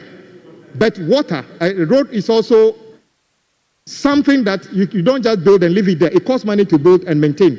So how we fund the construction of maintenance of road, we should pay the same attention to the way we produce water and distribute and electricity. That is the only way out. And Mr. Speaker, the proposal to bring back the road toll is just a fraction of it. Elsewhere, you have to do more to be able to fund roads. And as a House, we've been discussing this. Maybe at the right time, Mr. Speaker, we need to discuss further whether, for instance, nobody can tell me that we will be able to fund or pay off the debt of the 20 billion this year. By the time you finish paying the 20 billion, Mr. Speaker, there will be more certificates that have come in because contractors have worked. I don't believe the Ghanaian contractor is lazy or deliberately decide to take projects and abandon them. They are business people. They've invested in equipment and the staff and other things. They couldn't have just abandoned the work for the sake of it. Something compels them. And I'm saying that on majority of the occasions is the inability of the state to honor our part of the contract, that is to pay for works they've done. And I think we should pay more attention to that, irrespective of which political party is in power. If we fail to generate our own resources, sustainable resources for road construction and maintenance, this problem would come and go, and then nothing will change. So hopefully, one day we'll find a solution to this. So, my colleague, I sympathize with you, but all these roads are necessary in your constituency and other colleagues' constituency. We'll do whatever we can to repackage them and see if we can get them done so that your community would have better roads. Thank you. Any further question? That is so right, Honorable Speaker. Honorable Minister, my next question is in relation to paragraph 123 under I, where you informed this House that the contractor is on site and work is progressing. To the best of my knowledge, the contractor abandoned the site even before the end of 2024. He has not returned to site, and I do not know if he intends to do that. Would you want, or do you think it would be in the right direction to write to the contractor to make him aware of his obligations as the contractor for that project?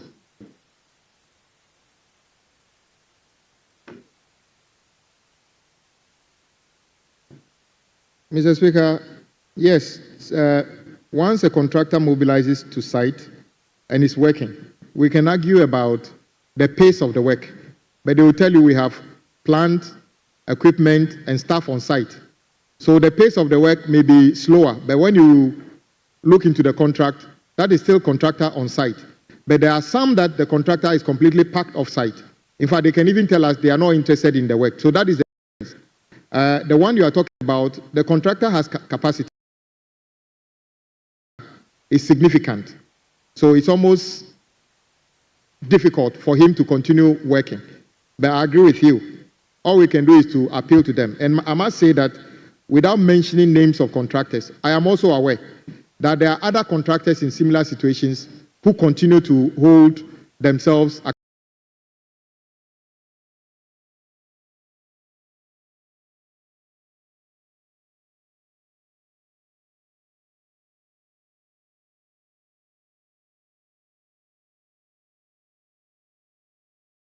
and are on site working as much as making, because it's not that easy. I know that it's tough on some of we should.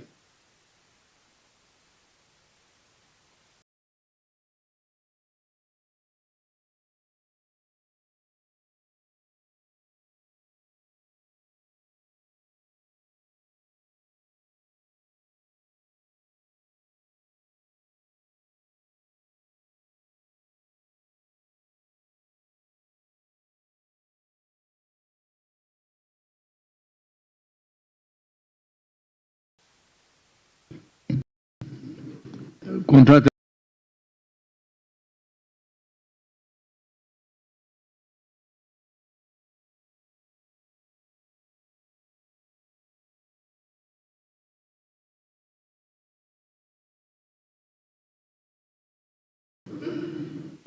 But it's a constituency-specific question.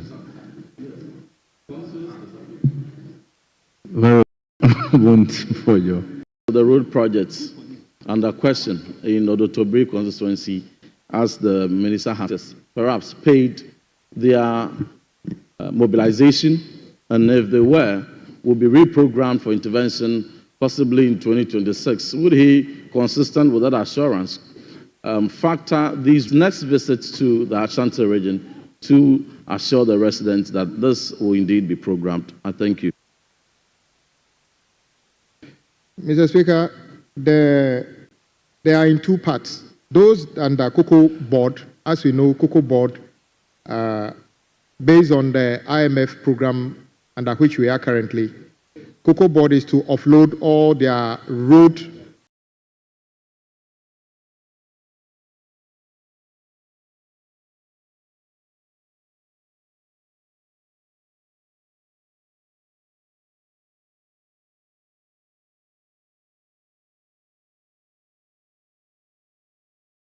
project back to the ministry.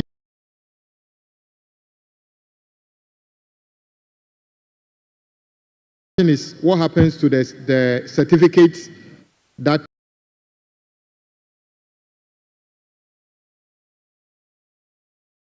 generated before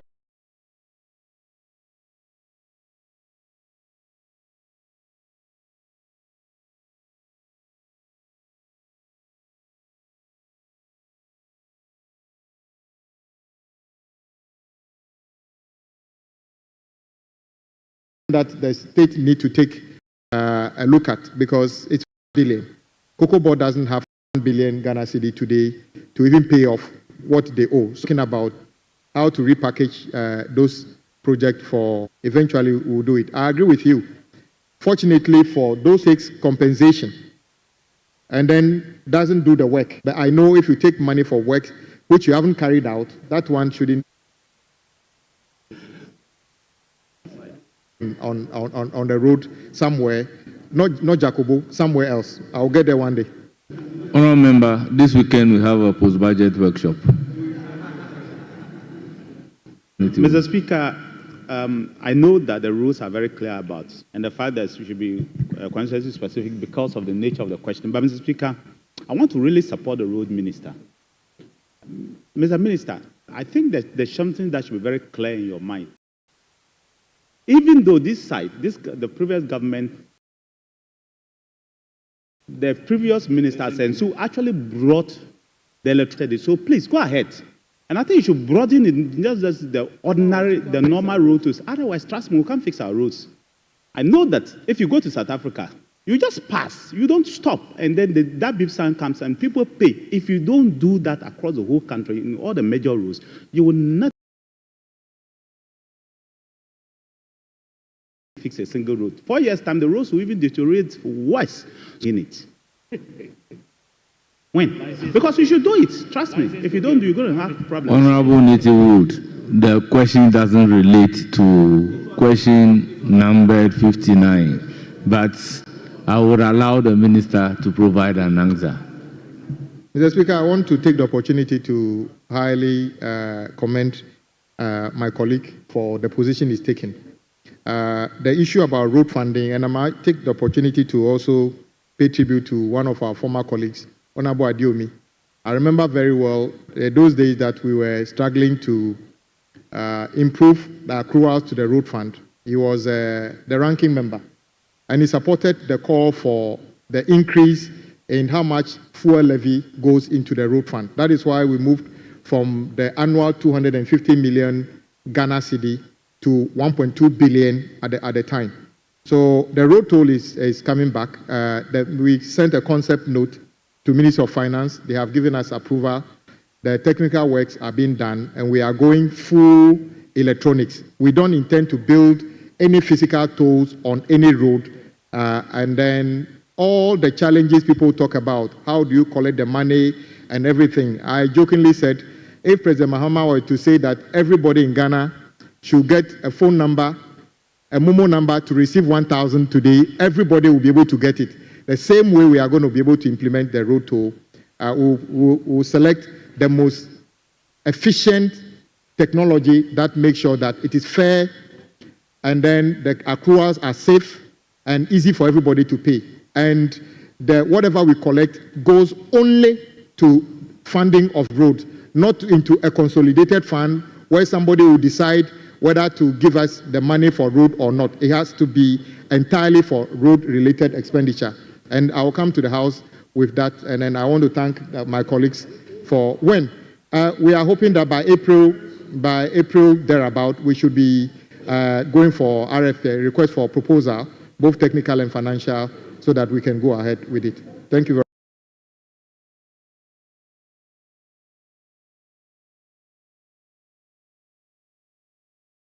Mr. Speaker. Honourable members, leadership.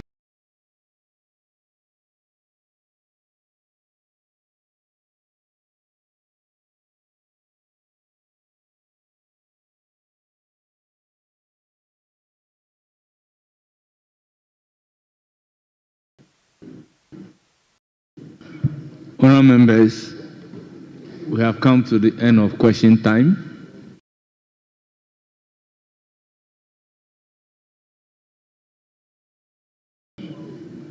On behalf of the House and on my own behalf, I thank the Minister of Highways for attending upon the House.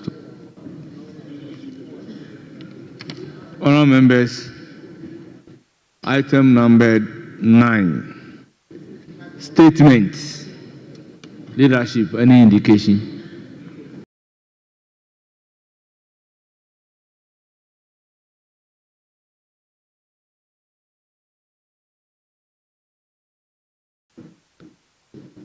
Yes, Honorable Deputy Man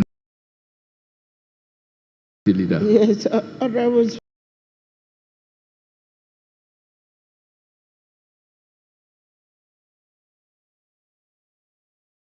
with your permission, that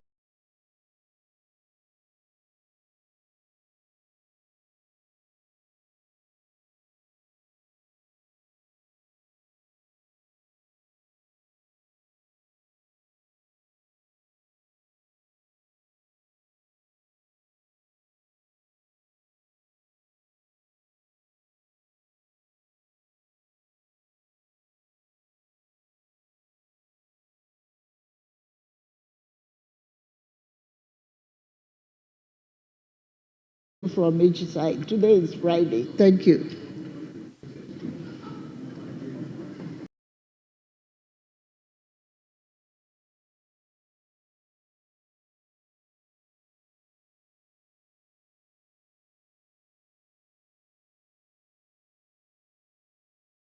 Cocoa production, and global chocolate industry. In the name of Honorable Nana Osei Ajay, Member of Parliament for New Job and North Constituency. Honorable, you have the floor.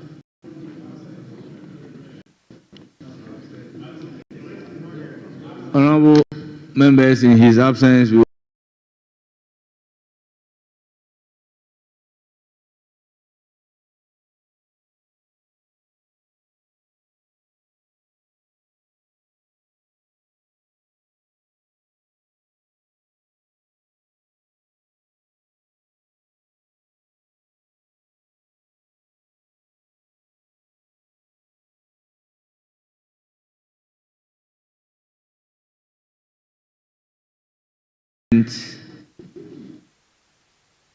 by constituency on the urgent. Thank you, Mr. Speaker, for the opportunity.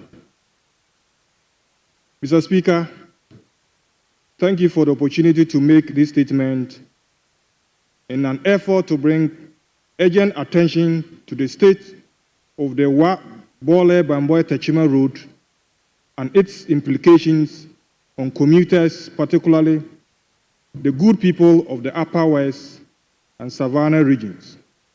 Mr. Speaker, the importance of good road network to the economic growth of these regions and the country at large cannot be overemphasized.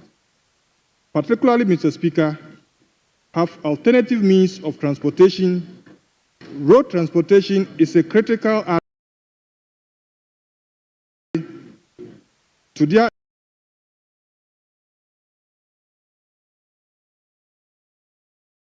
economies, enabling, boosting tourism, creating access to jobs, as well as enabling access to healthcare and other essential.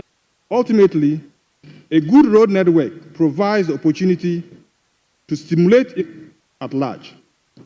Mr. Speaker, one such important road network with enormous economic and social benefit to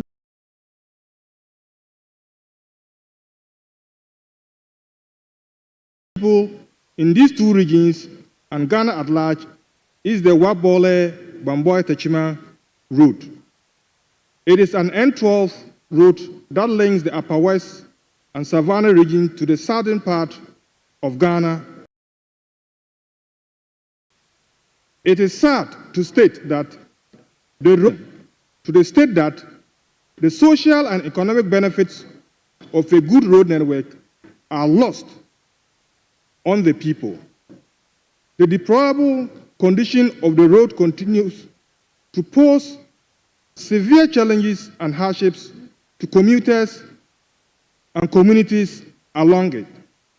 The road is characterized by large and deep potholes, weak culverts, and completely dusty as all the coal is removed. Mr. Speaker, the implications are innumerable. The safety and the security of commuters is greatly compromised as they are subjects of frequent and indiscriminate armed robbery attacks. and in some unfortunate situations, resulting in deaths. Mr. Speaker, most worrying is the spate of accidents solely attributable to the bad road network. Common occurrences include bursting of vehicle tires and vehicle collisions in drivers' attempt to dodge potholes, amongst others. Mr. Speaker, the cumulative effect is that the road is unsafe in all regards and extremely tortuous long, a journey which would naturally take less than 12 hours, 18 to 20 hours or more. Worse is that transport owners, including the state transport company, have started avoiding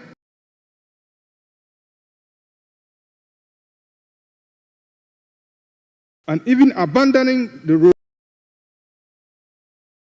This road in good shape is not lost on government.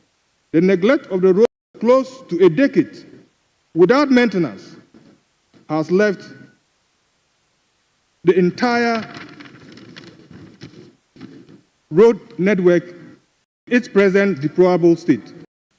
Even though chiefs, commuters, drivers, and members of parliament from the two regions from both sides of the political divide have made several appeals to the past government to fix the road, the situation has not changed as the condition of the road continues to deteriorate by each passing day.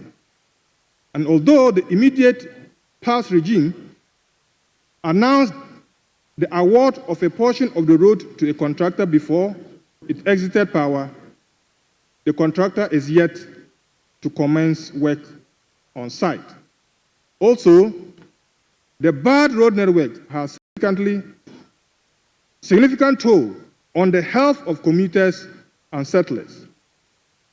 The long sitting hours poses severe health challenges to the passengers. Respiratory diseases are equally rising among communities along the road due to the daily inhalation of dust. Patient transport is equally negatively impacted, with reports of deterioration of medical conditions of patients who are referred to the Upper West Regional Hospital and beyond. Mr. Speaker, the road, if not urgently attended to, will continue to slow down economic and social activities. Cost of transport, prices of goods and services, access to markets, tourism, and investment drive will further take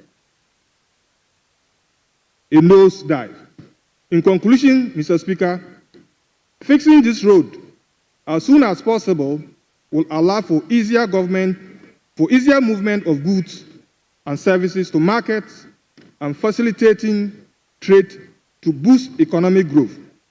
It will reduce vehicular wear and tear, leading to lower transportation costs for passengers, businesses, and commuters, while enabling faster delivery times and improved supply chains, enhancing overall productivity, and by extension, attract more businesses and investment to the region.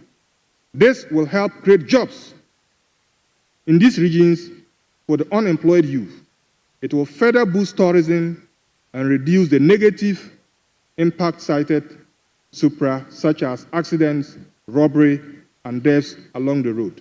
Mr. Speaker, my position is therefore to appeal to the President of the Republic through the Minister responsible for roads and highways to, as a matter of urgency, cause the immediate rehabilitation or construction of the road. Thank you, Mr. Speaker, for the opportunity.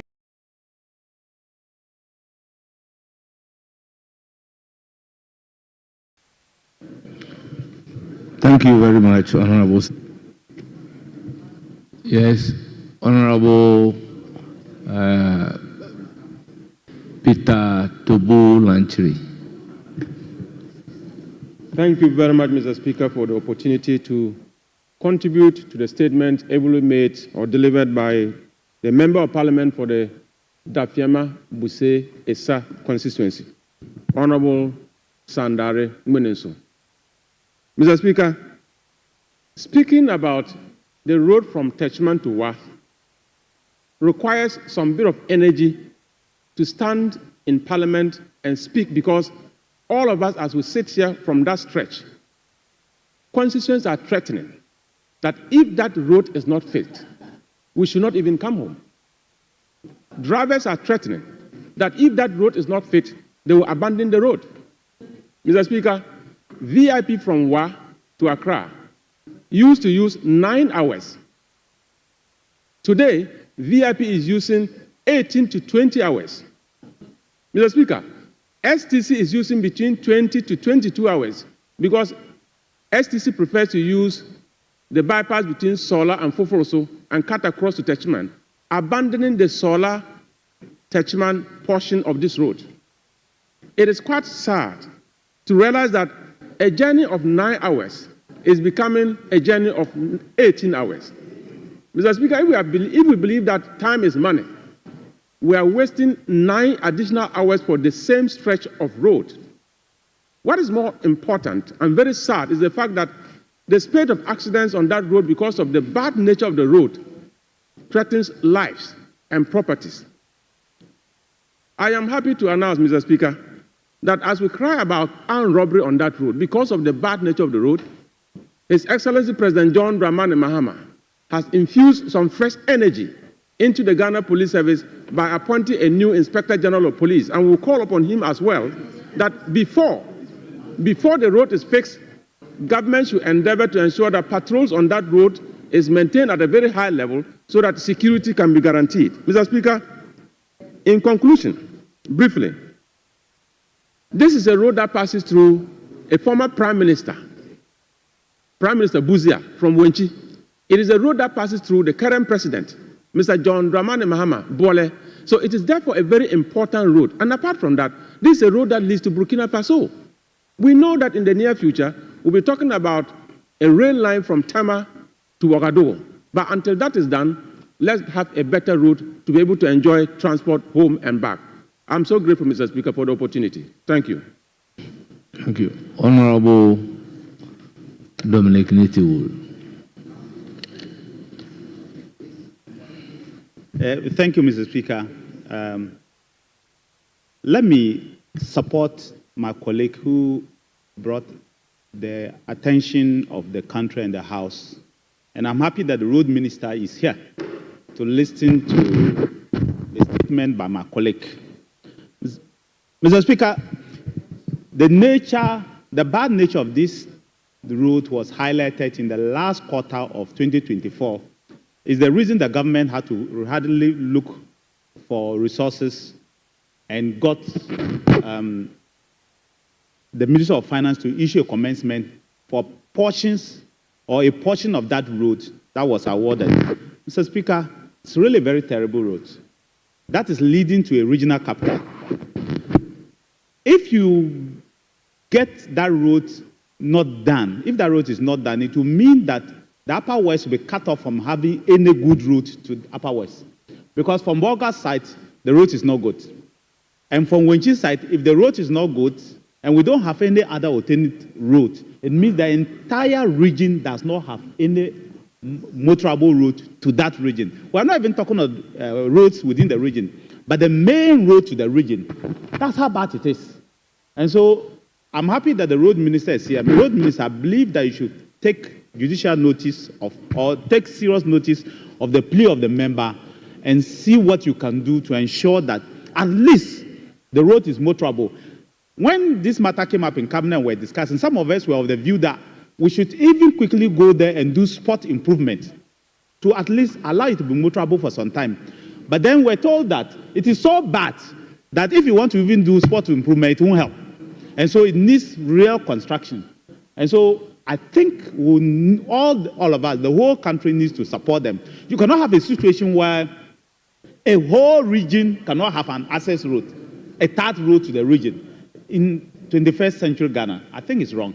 And so I will support the member and say that if you are going to have a situation where people cannot move, when there are security issues, we have a whole barracks there, they cannot move properly.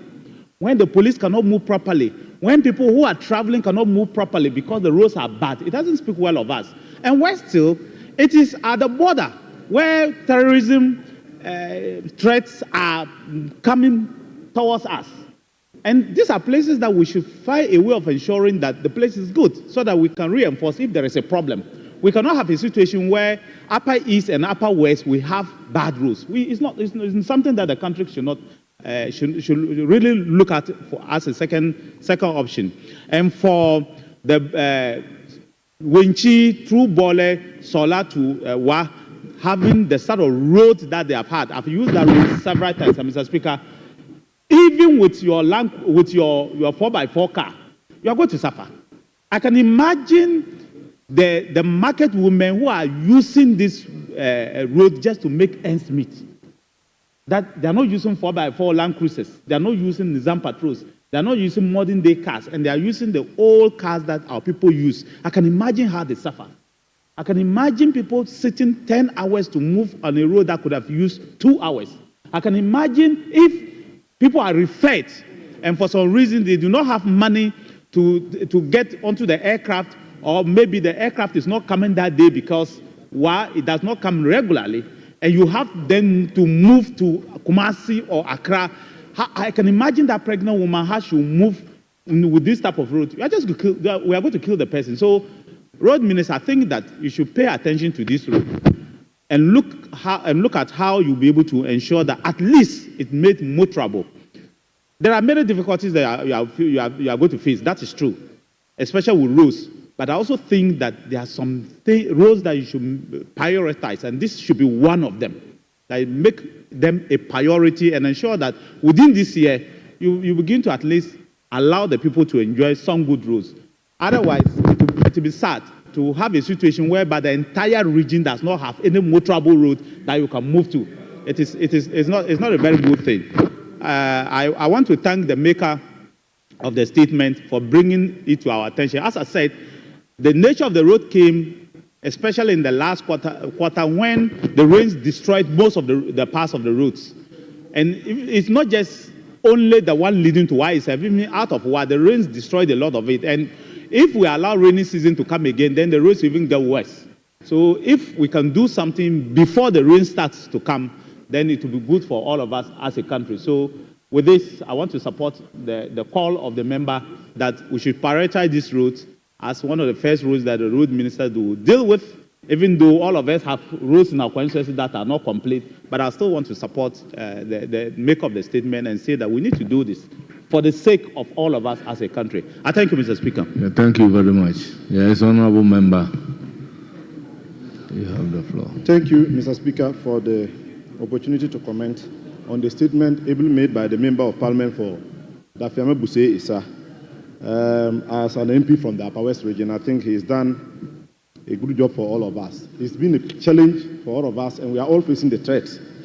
At a point, they think that our constituents think that we are not doing enough to get this route constructed. And I want to thank my colleagues that have also commented on the statement, particularly the former Minister for Defense, for siding with us and then indicating the need for the minister to take urgent action. To probably a few illustrations will demonstrate the challenge. If you are leaving Accra with the state transport at 4 o'clock going to Wa, the earliest time you can get to Wa is 2 p.m. the next day. And the state transport will get to Tachima. Instead of going straight to Wenchi, Bamboy, and continuing, it will divert straight to Kintampo, then up to Fofoso, and come back through Damango to Sola before you can go to Wa, a regional capital. Wa is was the youngest regional capital before the creation of these other regions. And we know the challenge. Already we are struggling to catch up with development with the other regions. Added with this challenge now, I don't think the people of the Upper West and then the communities and constituencies along that route deserve this treatment. In fact, on one occasion, I said that if we cannot work on the road, then let's clarify. Let's take off the bitumen so that we have a rough road and the people can move easily. The implications are so many, economic, especially on the tourism potential of the region. I will make an illustration. The Continental Body for Credit Union was due to hold a program in the Upper West region because Drapa, which is the birthplace of credit unions in Africa, they were celebrating the 70th birthday. So this program was going to host 34 African countries, 4 European countries, and the US, participants from all these countries. And they had chosen Drapa because that was the birthplace of the credit unions in Africa to host this program. The organizers went by flight from Accra to Wa and then got to Drapa. They inspected Royal Cozy Hotel, they popularly called Dubai, Drapa Dubai. They were very satisfied with the conditions there. But they decided to come through road to Kumasi to pay a courtesy call on the Asantehene. For 12 hours, it took them 12 hours from Wa to Kumasi. The program was going to host 2,000 members. As I speak to you, Mr. Speaker, we have lost the opportunity to host the program. There are a lot of tourist sites these people have taken advantage of. And then our communities who have benefited economically from their visit. We have lost that potential. We have lost that opportunity. Most of us listen to City Heritage Caravan. When they were questioned why they've never been to Upper West, they said the security of the people. They couldn't gamble with their lives going on that road. That is the road we use every time. It's affecting every sphere of our lives, even we MPs. If I want to get to my constituency and I leave now, I'll probably get there tomorrow in the afternoon. I've burst my tie on that road severally. Security concerns. In this house, I had the opportunity and the very sad and honest duty to contribute to a statement regarding a colleague who passed, my schoolmate, late Richard Badombi, a lawyer who was shot dead on that road. So the situation is quite dire. I do understand the passion of the road minister. And I think the road minister, you can do something to salvage the situation. And I tell you, you'll be writing your name in history if you are able to do something about that road. It's so terrible. I mean, it's not anything to talk about. We don't have to make such requests, demands, and petitions for that road to be worked on. That road links to Burkina, several regions, and several constituencies. Imagine someone who has to go to probably Sola or before Sola. He has to go by STC. STC is going to cut off Bole. He won't get a chance. He has to get another means to get to Bole or Sola. So, Honorable Minister, we are pleading with you. We know, we are aware of the efforts. I do remember when the former president went to Wa, he told the one that he was going to do that road as a parting gift for the people of Upper West. Our understanding is that some awards have been made. The reality is that there's nothing happening on that road. There's nothing happening on the road. So we are making this special plea today on behalf of the good people of the Upper West region and all the constituencies, Bole, Solatona, Calabar, up to Wenchi, that please do something about our roads. We are confident that you can do something and you do something about it. Thank you very much. Honorable Matthew Nyindam. Thank you, Right Honorable Speaker, once again for... Honorable members, we agree to take 2-2. For giving me the opportunity to also contribute to support my good friend who ably made these statements. Mr. Speaker, it is an undeniable fact that if that road is constructed, the economic benefits are enormous. It will open up the Upper West region, link the Brown and Hartford region those days, and Mr. Speaker, traveling will be much easier. Mr. Speaker, I'm surprised to even hear from my friend who just spoke that now it is not even possible to travel from Techimai through Wenchi to Upper West region. You have to drive to Kintampo Road to Fofoso, link this way. Mr. Speaker, I'm happy the road minister is here. Even traveling from Techimai through Wenchi to Wa is hours. Even if you are using a round cruiser, by the time you get to Wa, you'll be too exhausted. We all have bad roads, just like the defense minister has said, just like the minister of roads has retreated on this floor. But some problems are bigger than others. It's of late that African world, or I think a passion, they fly from Accra here to Upper West region. But how many people have the ability, Mr. Speaker, to use this? It's not possible. So we all want to urge the road minister, as soon as practicable, to listen to the call of the maker of the statements. And there are so many constituencies on that road. And I'm sure that if it's done, it's going to help. Obviously, armed robbers are also strategic. They will look at where the roads are very bad, where cars or vehicles will slow down, and they will obviously launch attack at that particular spot. And people lose their lives, people lose their little incomes that they've made, and the market women, especially, they suffer. They lose a lot of money. So we all want to urge the road minister to quickly, we know things are difficult, but it's doable. Please come to their aid, and then at the end of the day, just like he said, your name will be written in the Guinness Books of Upper West region. Thank you very much, Mr. Speaker, for the opportunity. Thank you, Honorable Nyindam. Honorable Minister for Rules. Honorable Minister for Rules, any comment? Mr. Speaker, I thank you for the opportunity to comment on the statement made by my colleague, Dr. Sandari. Mr. Speaker, I traveled the country extensively. The last time I did that was during the 2024 election.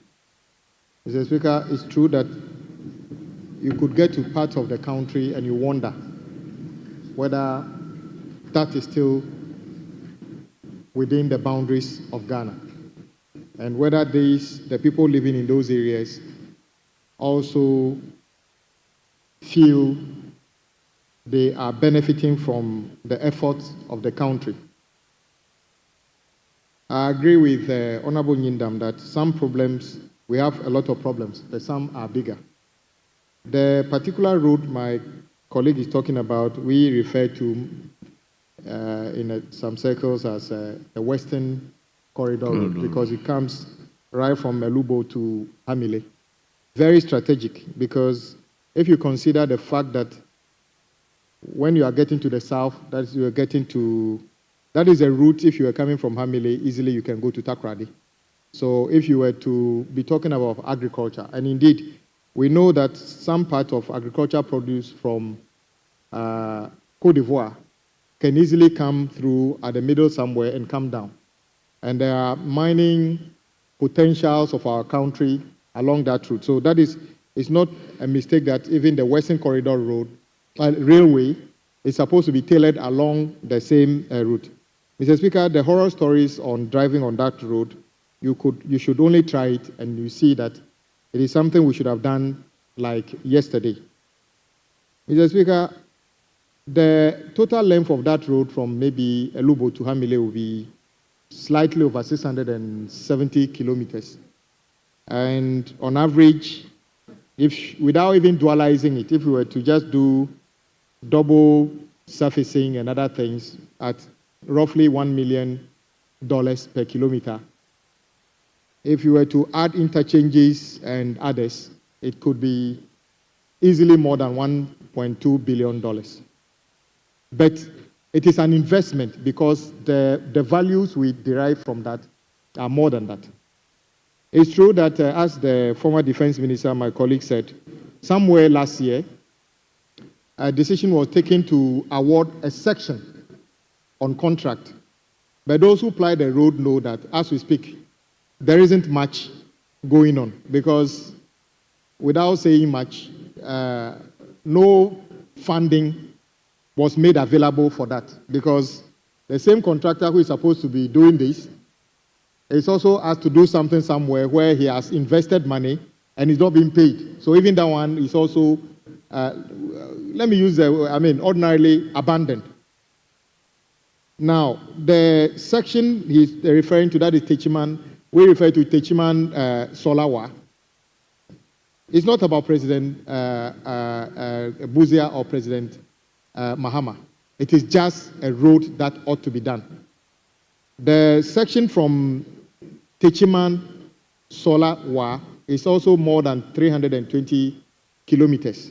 What is under contract is just over 100 and something kilometers. So there are gaps that needed to be closed. In my mind, we still need about $500 million to be able to do a lot of work on it. But, Mr. Speaker, it has to be done. The President has instructed that to be part of what he calls the big push. So the Techiman Solar Wa is part of the big push, which we are putting together. His point is that it must be fully designed, costed, so no knee-jerk reaction by just asking a contractor to go and start, because we have got too many examples of that. I just gave you an example of this. Accra Kumasi is a double direction, single lane road. We want to dualize. So we want to build bypass. The bypass, 1.9 billion. And when I was there the last time, when I got to the ministry and they presented me with a variation order of 1.7 billion. And I'm like, how can you have a project of 1.9 billion and you want a variation of 1.7 billion? What is the justification for it? Did you start it in the night or you didn't know what you were doing? What they told me was that they started the project by flying a drone over the alignment. And the contractor said when they got to the site, they realized that they couldn't see on the drone image that there were galamsey and things under there, and there were valleys. And by the time they actually prepared the land and everything, the money was finished. That is why they needed $1.7 billion extra. As we speak, that is not even resolved. In fact, so all the investment we have done on the Kumasi bypass, not a single of the lots is fit for purpose today. None of them can be used. Meanwhile, the money is finished. The closest is 90-something%. It's in the middle or somewhere. So it's not even connected to the main Kumasi road. That is not a prudent way of using money. And it's a knee-jerk reaction in terms of, oh, let's do something. I'm telling you, sit down, I'm not talking about politics. I'm saying this. I'm saying that I'm talking about a situation. I'm talking about a situation. I'm talking about a situation where in the quest of addressing a situation, in the quest to address a need, the need is to dualize Accra Kumasi. But in the process, it must still be done. All the lots, all the projects that have been awarded, single one of them is usable. You understand? And I'm saying that even the lot that is... Honorable Minister for Rules, Honorable Deputy Minority Leader is on her feet for some time. Yes, thank you, Mr. Speaker. Mr. Speaker, we all heard the statement that was made on the floor. And it has nothing to do with the dualization. I wonder why the minister has taken that tangent and expressly mentioned that he's not doing politics. It is very clear. Honorable, you have to speak to the issue. And please, stop deviating for that. Mr. Speaker, I'd like to crave that indulgence and ask the minister to speak to the issue. Thank you. Mr. Speaker. Honorable Nitiwood, a point of order has been raised. So once a point of order has been raised, it is for the minister to take note and then conclude. So is he a point of order against a point of order? Yes, Mr. Speaker, I'm raising a point of order. Why? But point of order against point of order? no, the point of order against what he said. Please, one point of order But suffices. Mr. Speaker, it's in the interest of the one, nation. one point of order suffices. Honorable Minister, conclude. Oh, really? In fact, my colleague, the respected Deputy Minority Leader, asked what is the nexus. I'm saying 90% of the problem of road in this country is about money. So the way we apply the scarce resources we have is critical. I cited the bypasses on Accra-Kumasi Road because I haven't seen a worse situation as that. A worse situation in the sense that when you want to address a situation and in your lack of preparation, you have to spend that way. And at the end of the day, after spending the money, not a single section of the bypass is fit for purpose. You said it's not what? What has he said wrong? What I mean, is it, unless you don't understand it. Mr. Speaker, can they allow me to just go on? You see, it is.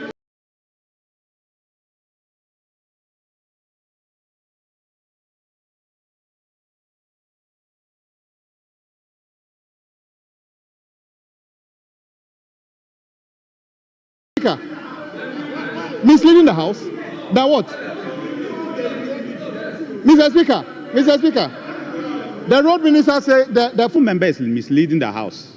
Mr. Speaker, I cannot sit here and not tell the House and possibly the country the truth.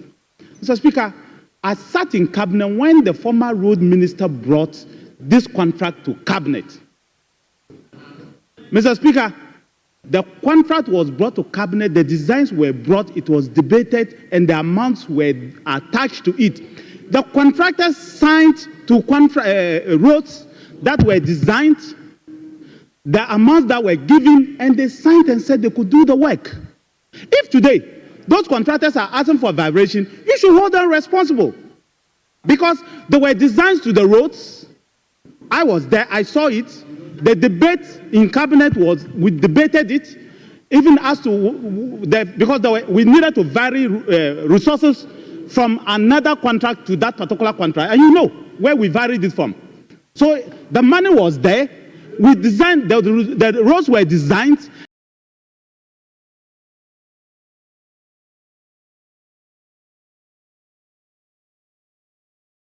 Roads at this price. We can do these roads at this price. If today a new government has come and the contractors come and tell you that we will not be able to do it, you should find a way of asking those contractor questions. That's how contracts are done. You should ask them, because the contractors are not looking for variation. They are looking for the variation. That's a new contract altogether. It's a redesign. So if the contractors are looking for variation, then you don't give them more than 15%. That's variation. That's what the law says. But to say that there was no design is not true. There was design on the roads, and those contracts were awarded. I saw them. I can bring you the designs. I thank you, Mr. Speaker. Mr. Speaker, let my colleagues just relax. You see, I said to you, this issue is an issue. This issue is hold on. It's an issue as a road minister. I'm ready to escalate for a full-scale investigation, Mr. Speaker. Just to let you know,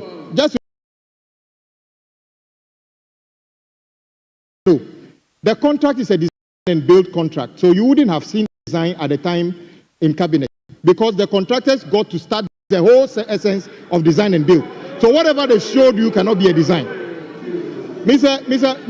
Speaker, let us not. Mr. Speaker. Honorable Minister, I think you have responded to Mr. Speaker. Honorable Nitiwood. Honorable Nitiwood. Mr. Speaker. Honorable Nitiwood, you had your turn. I intend to recognize Honorable Anyimedu Entry. Thank you, Mr. Speaker. Mr. Speaker, with respect, I would want to draw Mr. Speaker's attention to Order 93.5.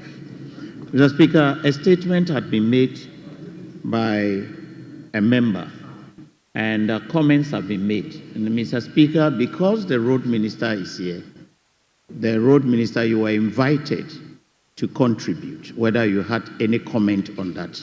Your comment, which should not be more than 5 minutes, and which should not provoke debate, is rather the opposite. And that's what the leader, our leader, the second deputy minority leader, was trying to draw your attention.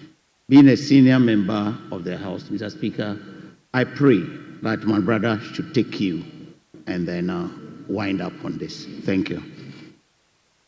Mr. Speaker, I believe my colleague who made a statement expected me to make a contribution, and a valuable contribution, because the issue at stake is a very serious one. Mr. Speaker, I said the nexus of this is that I see a lot of resources spent on roads which do not derive the needed value to Ghanaians. My colleague, the former defense minister, made comments as to if the road was not designed, why was it contracted? Because there are various forms of contracting. In the particular case of design and build, that is why it's called design and build. The responsibility of design is on the contractor. So, for instance, when the motorway contract came here, we all remember that. All we did was to have a financing agreement. The contractor now goes to do the design. Colleagues, it is important to note that the road we are talking about is very critical. What brought me to this point is that I said, because of the examples we have, where we have spent money and those roads could not be completed, President Mahama insists that the project under Big Push should be fully designed, costed.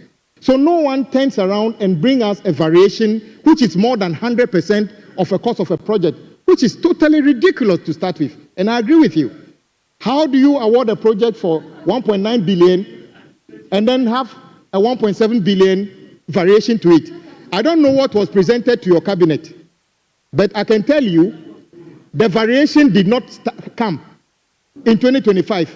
The variations were prepared for your government to approve. They didn't. In fact, the easiest thing I could have done is that let us hold those contractors to the contracts they have awarded, they have signed. In fact, they will tell you, I told them in meetings that you signed up to do this project at a particular price. Why are you bringing variation, sometimes more than 100%?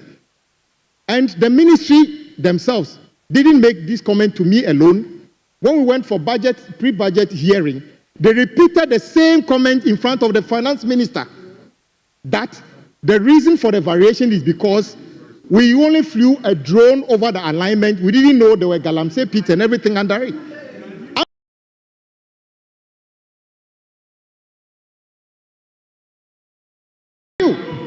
Honorable Minister, conclude.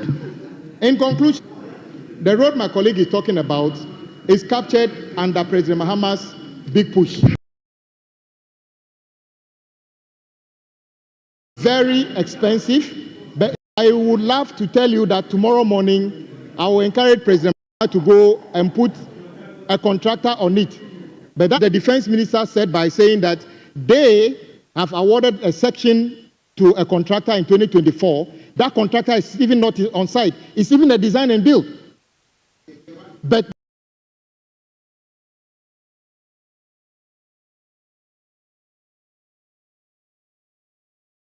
to do it is to fully package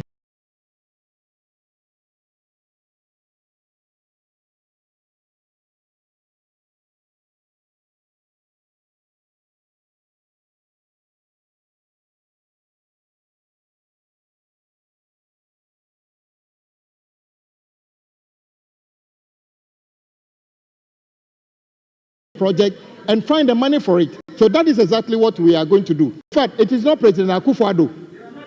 It's not President Akufo. Speaker, You may feel, in fact, Mr. Speaker, Honorable. the effect of what I'm saying is that I'll be very, very, very happy if this side you feel uncomfortable about what I'm saying. It will help this side not to repeat the same thing that you did. That is the effect of what I'm trying to say. Because if today a colleague have got 11 projects in his constituency and all of them have been abandoned. Meanwhile, we have spent almost 1.9 billion on a project which is not useful. And you tell me that it is not necessary to talk about it. I will talk about it. So that this side doesn't repeat the same problems that you have done. It is not under you. So let me repeat. Honorable Minister. Let me conclude. Honorable Nitiwo, let it be on record that when you said that you saw a full design and cost of the bypasses on the bypasses, what you saw, no, you said they brought you design. No, what I'm saying, I'm telling you that whatever you saw could not have been the design because it's a design and build. The design will be done on site. Mr. Speaker, I want to encourage my colleague. We are going to do that project so that the Western Corridor Road will be done, but we will only start it when we do full design and costing. And if that is the case, Mr. Speaker, I will never come to this house and say anything which is not truthful. Thank you for the opportunity. Thank you, Honorable Minister. Honorable members, there is another statement standing in the name of Kwame Anyimedu Entry, Member of Parliament for Asante Akim Central, on the death and destruction of houses, shops, and other property caused by the fire outbreak and explosions at Odumasi Asante Akim Central.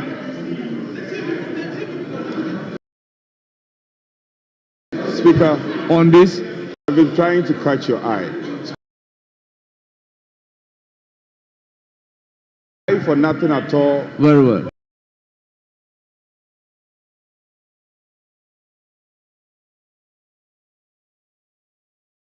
I mean leadership. No, I was reading this particular statement. Speaker, I stood up 4 times. For nothing. I stood up 4 times. I stood up 4 times. Please, you listen to them. You listen to us. Please listen to me.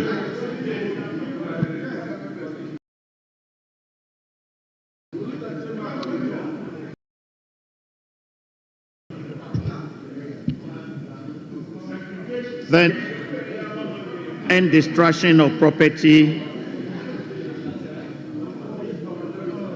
within Asante Akim Central. Mr. Speaker, on the 5th of March 2025, between the hours of 18:30 and 19 hours, Asante Akim Central experienced an unfortunate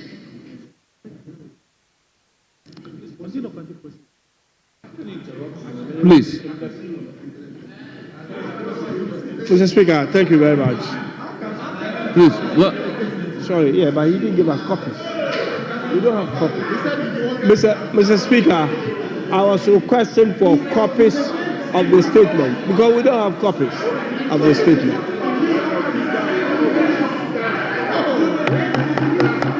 So if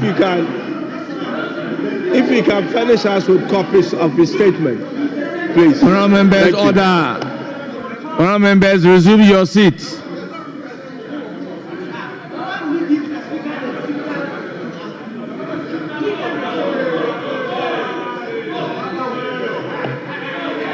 Honourable Anyimedu, you have the floor. Thank you, Mr. Speaker.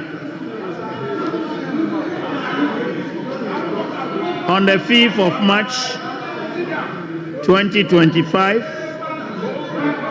between the hours of 18:30 and 19, Asante Akim Central experienced an unfortunate fire outbreak and explosions that were close to what had happened at Apiate on the 20th of January 2022. Mr. Speaker, the cause of the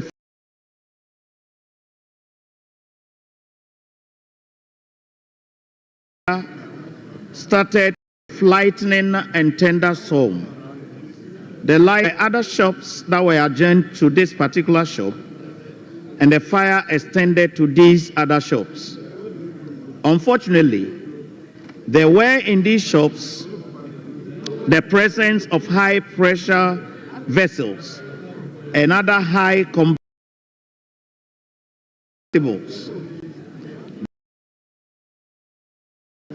As the high combustibles exploded, and since the houses contained high pressure vessels, it resulted to adding to the flames that had engulfed in the town.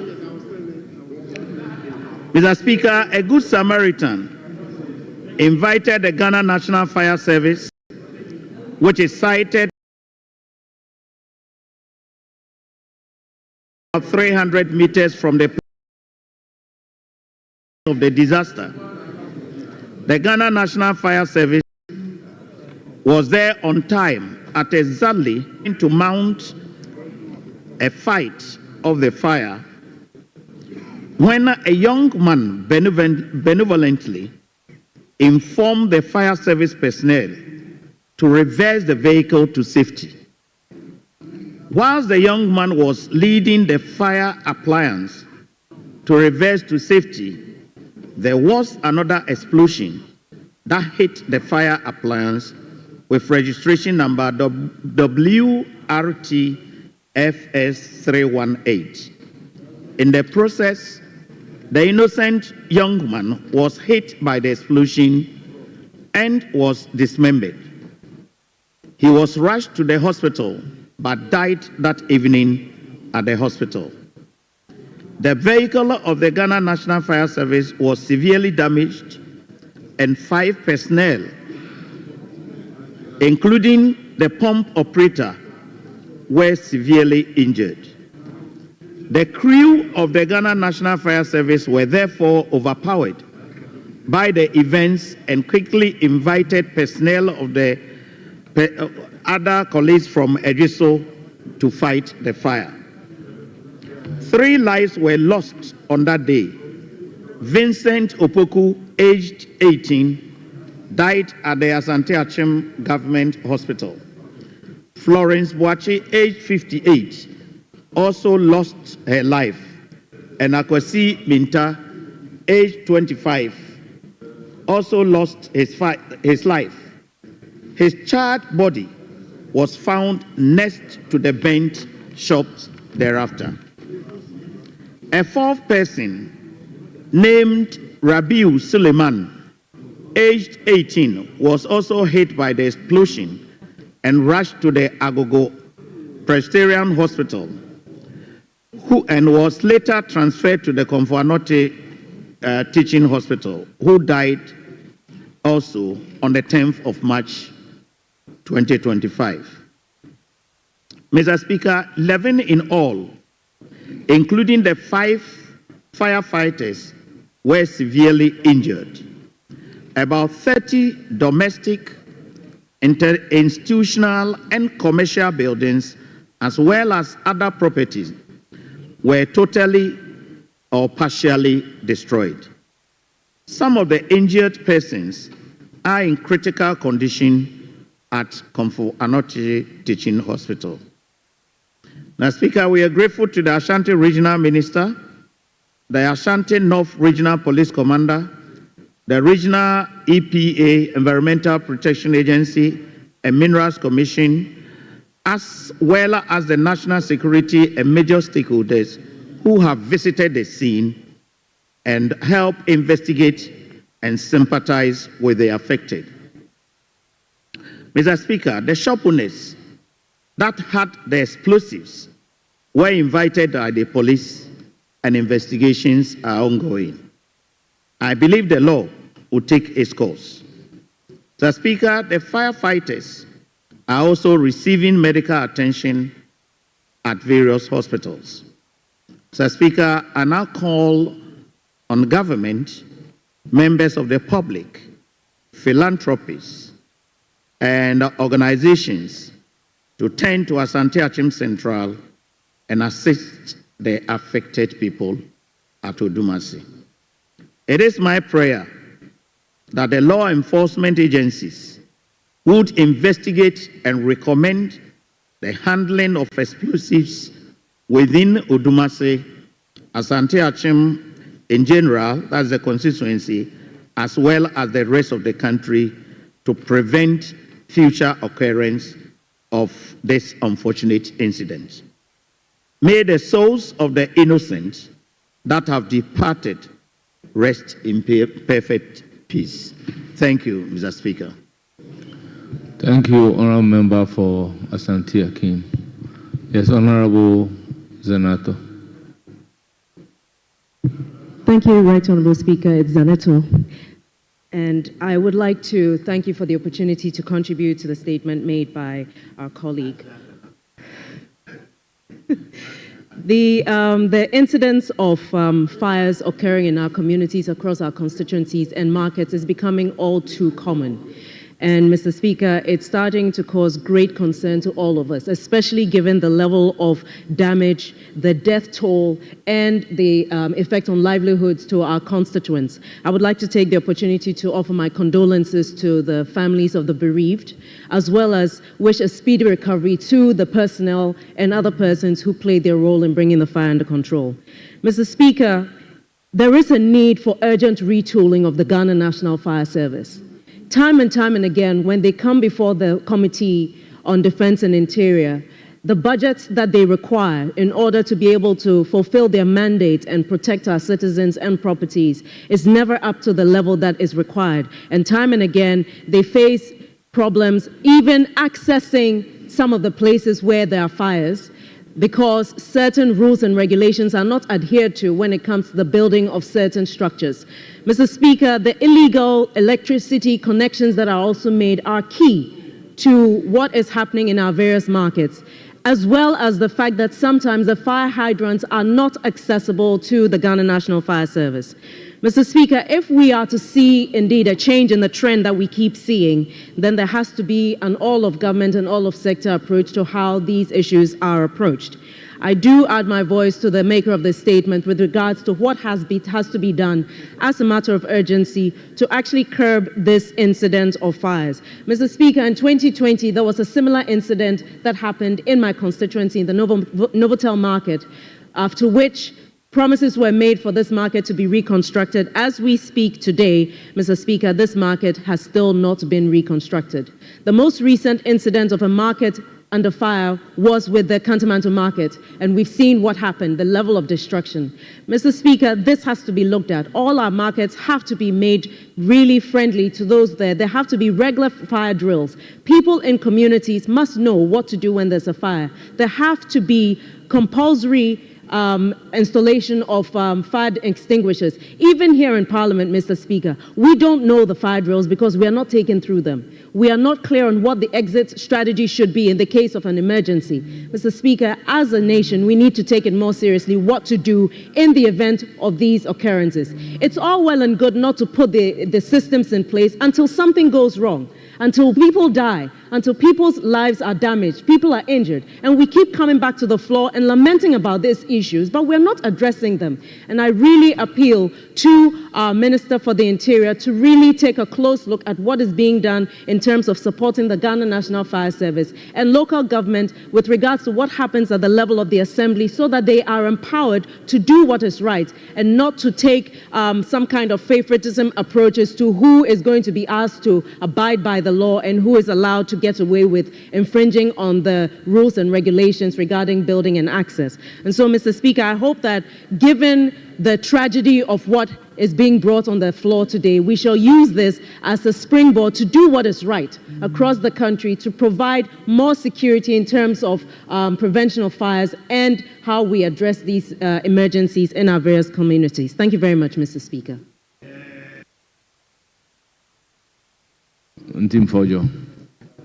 Thank you, Mr. Speaker. I rise to support the statement and to commend the maker of the statement, the Honourable Member for Asante Achim Central, a very respected Member of Parliament, and to join my colleagues in extending sincere condolences and sympathies to the families of the lives that have sadly been lost through this tragic incident, and also to signal our sympathies for the speedy recovery of the personnel of the National Fire Service, as well as some residents of Odumasi who are currently recovering at the various hospitals.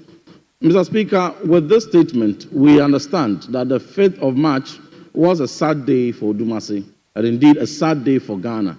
The nature and the scale of disaster is one that cannot be overemphasized. We have seen similar scale of disaster of this nature in this country. We saw one happening at Apiati so sadly in 2022, where lives were lost. About 17 lives were lost in that instance. In this particular incident, we are told that currently some 5 persons have sadly lost their lives, and others in critical condition, with properties that have been razed down in explosion. But the properties and stores may be reconstructed, but the lives lost cannot be recovered. So it's important that as this is brought to the fore, we follow up keenly, lessons drawn from it, scaled up across the country to be on the preventive side to ensure that the storage and sale of explosives are enforced, the regulations of this enterprise is well enforced across the country, and we do not wait for another incident of this nature to reoccur. But Ghana has demonstrated, Mr. Speaker, to be a state of empathy, a state that sympathizes with its citizens whenever such incidents occur.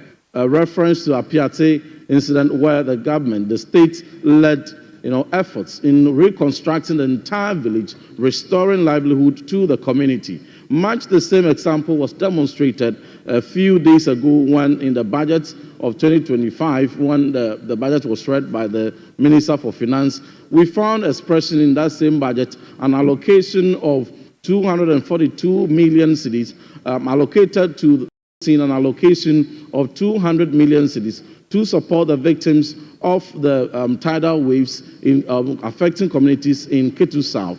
These are very commendable budgetary allocations. Equally deserving are the people of Odumasi. It's my appeal that the state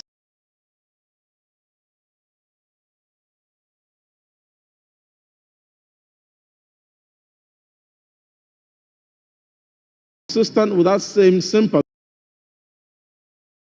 would allocate a commensurate budgetary allocation, emergency fund of its kind to support restoring livelihood to those who have lost their properties, who have lost their stores, and to even support the personnel of the Ghana National Fire Service who are currently pending to return to work again, and to restoring the equipment that were destroyed in the process. The Ghana National Fire Service, a time has come more than ever before that a complete retooling befitting of a state as Ghana is done to ensure that in every district we have the right equipment and fire tender available to be able to fight such incidents promptly when they happen. It took the support of the Ghana National Fire Service Station from Ajuso to travel all the way to support when the fire service at Odumasi were empowered. So, few words, Mr. Speaker, with the rules of this House, may I invite you to refer this statement further to the Committee on Defense and Interior, jointly with the Ministry of Committee on Finance, to follow up. Jointly with the Ministry of Committee on Finance, to follow up on the investigation on finance, to follow up on the investigations and subsequent support that the state could give in supporting the victims of this sad incident. I thank you, Mr. Speaker.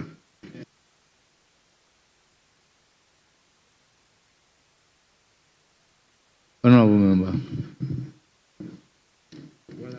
Thank you very much, Mr. Speaker, for the opportunity to contribute to this particular statement. Let me start off by thanking the maker of the statement and also add my voice in sympathizing with those who are injured and also to the bereaved families who have lost their families as a result of this fire outbreak.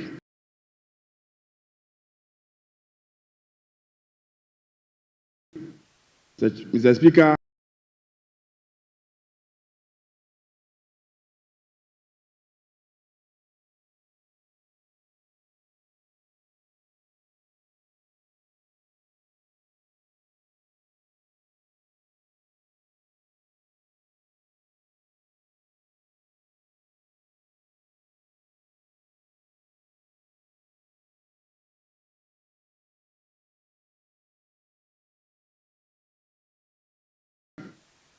fire outbreak.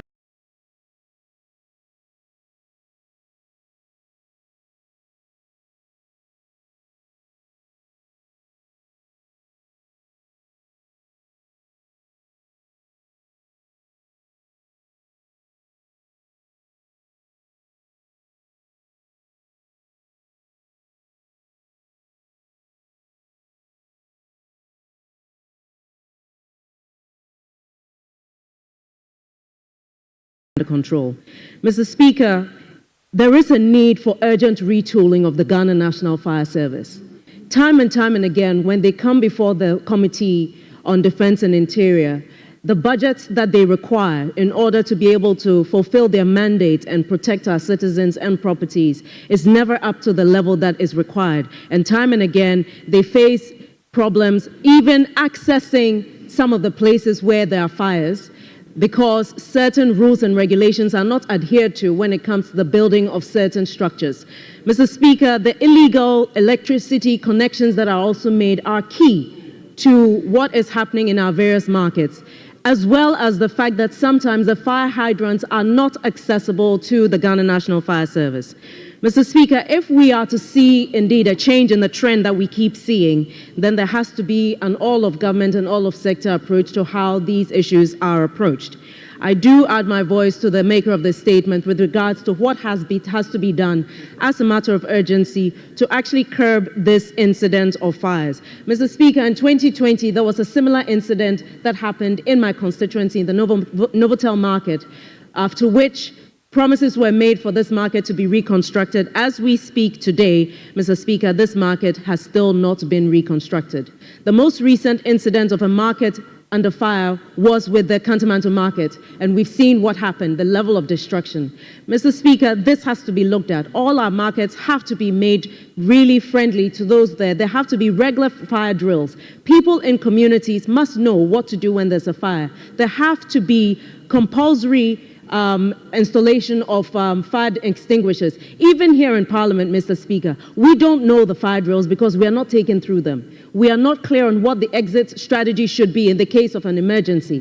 Mr. Speaker, as a nation, we need to take it more seriously what to do in the event of these occurrences. It's all well and good not to put the systems in place until something goes wrong, until people die, until people's lives are damaged, people are injured, and we keep coming back to the floor and lamenting about these issues, but we're not addressing them. And I really appeal to our Minister for the Interior to really take a close look at what is being done in terms of supporting the Ghana National Fire Service and local government with regards to what happens at the level of the Assembly, so that they are empowered to do what is right and not to take some kind of favoritism approaches to who is going to be asked to abide by the law and who is allowed to get away with infringing on the rules and regulations regarding building and access. And so, Mr. Speaker, I hope that given the tragedy of what is being brought on the floor today, we shall use this as a springboard to do what is right across the country to provide more security in terms of prevention of fires and how we address these emergencies in our various communities. Thank you very much, Mr. Speaker.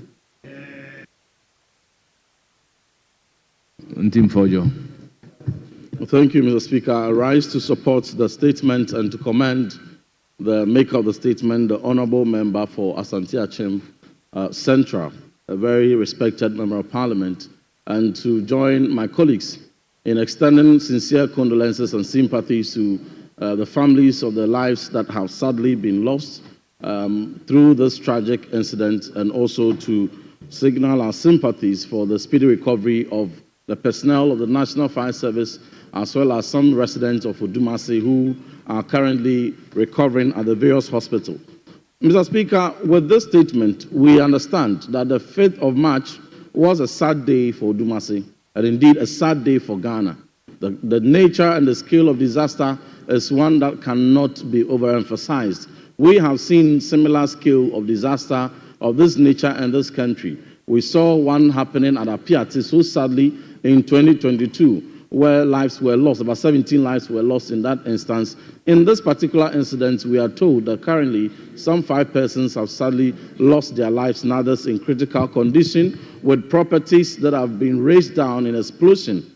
But the properties and stores may be reconstructed, but the lives lost cannot be recovered. So it's important that as this is brought to the fore, we follow up keenly, lessons drawn from it, scaled up across the country to be on the preventive side to ensure that the storage and sale of explosives and for the regulations of this enterprise is well enforced across the country, and we do not wait for another incident of this nature to reoccur. But Ghana has demonstrated, Mr. Speaker, to be a state of empathy, a state that sympathizes with its citizens whenever such incidents occur.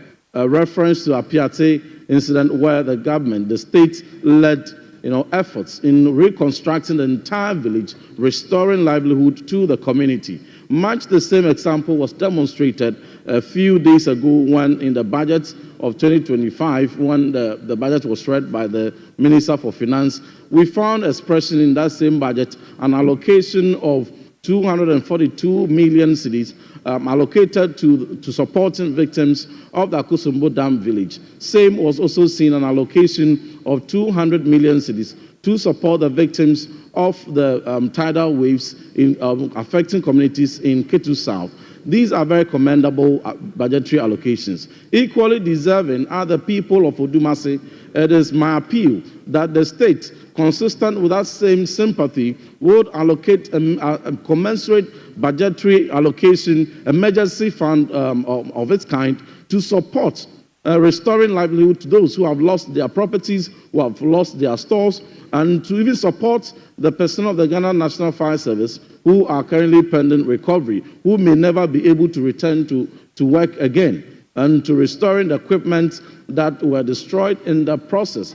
But just as my colleague who earlier spoke has indicated, the Ghana National Fire Service, a time has come more than ever before that a complete retooling befitting of a state as Ghana is done to ensure that in every district we have the right equipment and fire tender available to be able to fight such incidents promptly when they happen. It took the support of the Ghana National Fire Service Station from Ajuso to travel all the way to support when the fire service at Odumase were empowered. So with these few words, Mr. Speaker, consistent with the rules of this House, may I invite you to refer this statement further to the Committee on Defense and Interior and jointly with the Ministry of Committee on Finance to follow up on the investigations and subsequent support that the state could give in supporting the victims of this sad incident. I thank you, Mr. Speaker.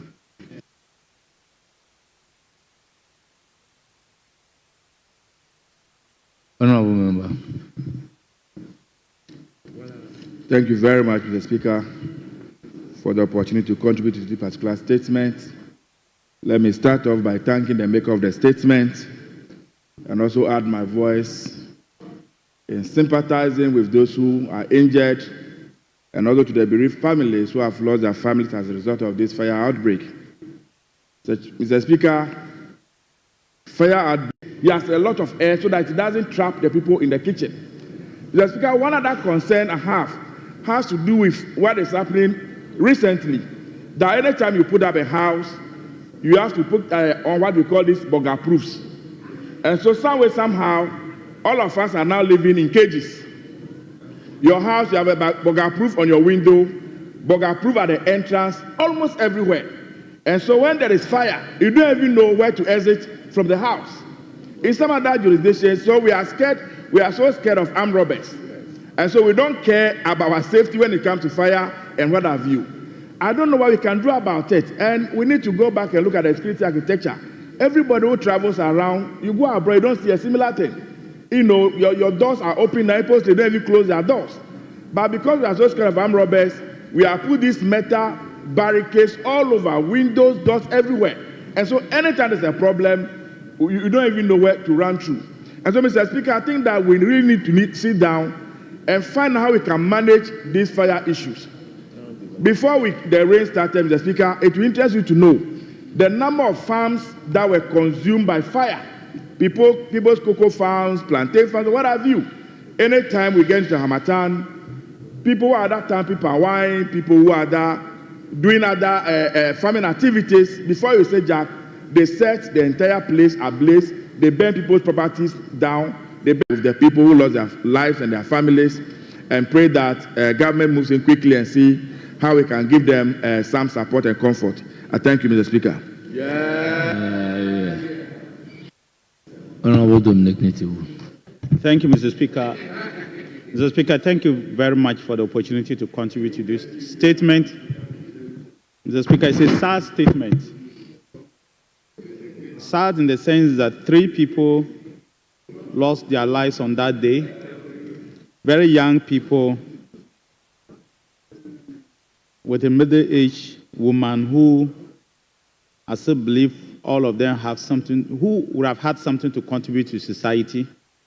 Mr. Speaker, the Honorable Member tells us that in his constituency, 11 other people, including 5 firefighting officers, were severely injured, and about 30 institutional and commercial buildings as well as domestic buildings were destroyed. It's very similar to what happened at Apietu, where government had to set up a committee and totally rebuild the place for the people. I just hope that the current government will take this matter up and do a similar thing for the constituents of my good friend, the Honorable Kwame Enyumedu Enchi, to give the place or give the people some respite and some relief. I can imagine the difficulties that the people are facing. That you wake up, through no fault of yours, you have no place to sleep. Through no fault of yours, you've lost everything. School kids have lost their certificates. People who were working before have lost virtually everything. They are just left with nothing other than what they are wearing. And Mr. Speaker, if you have gone through such a traumatic situation, then you would understand that it is very traumatic. It's something that you don't wish even your worst enemy to go through, that he wakes up and he has nothing other than what he's wearing. He has no money, he has no access, he has no life, he has no record. The person has virtually nothing. And that's what some of these people are facing today. To the extent that people have lost their lives. Mr. Speaker, why should we not have learned from what happened in the past at Apietu for a similar thing to have happened? That we are keeping explosives not in a confined environment, but in our houses and in our shops. Why is that possible? How is it even possible? I remember when the Apietu thing happened, we took a deliberate decision that all explosives, especially for the mining company, should be traceable. From the port, through the storage, to the user, it should all be traceable so that we can trace and know exactly where each explosive is. Mr. Speaker, explosives are not just used for mining. Explosives can be used for many, many other things that can be very detrimental to you and myself in terms of security. Because somebody can take an explosive and make an IED out of it. An IED is just improvised explosive device and create chaos in this country. And so I'm so a bit worried that explosives are still being kept as if they are normal commodities. They are not. They are a security threat, and we should worry ourselves about it. Mr. Speaker, the other matter that this statement raises is very important. How do we plan our settlements? To the extent that when one house catches fire, then you have 30 houses all raised down. A structure, a kiosk catches fire, and about 30 houses are raised down. The fire service people are having difficulty to be able to assess the place. Even in reversing, somebody gets injured, and they themselves are getting injured out of the way. What vehicles are they using? I do know that they've been attempts to resource them. I think the major overhaul happened between 2013 and 2014. But I still think that the National Fire Service needs a lot of capital injection to encourage them to have at least good equipment to help us. You can never tell. But I want to also support the statement raised by the honorable member, Honorable Zanoto. Zenato. It's the Z, so ZA, so it's correct. It's not ZE, ZA. So the ZA is the correct one. Mr. Speaker, all she was asking is, we being members of parliament, how many of us have fire extinguishers in our offices? How many? If there's a fire today in your office, how many of us will have the first fire extinguisher to be able to put it up in our own office, not to talk of in our cars? Maybe cars because of police and people chasing our way, but in our offices, do we? In our homes. Even when you have it, do you even know how to use it? It is important for us as Ghanaians to be able to do things or be able to know what can save your life and what can save your property.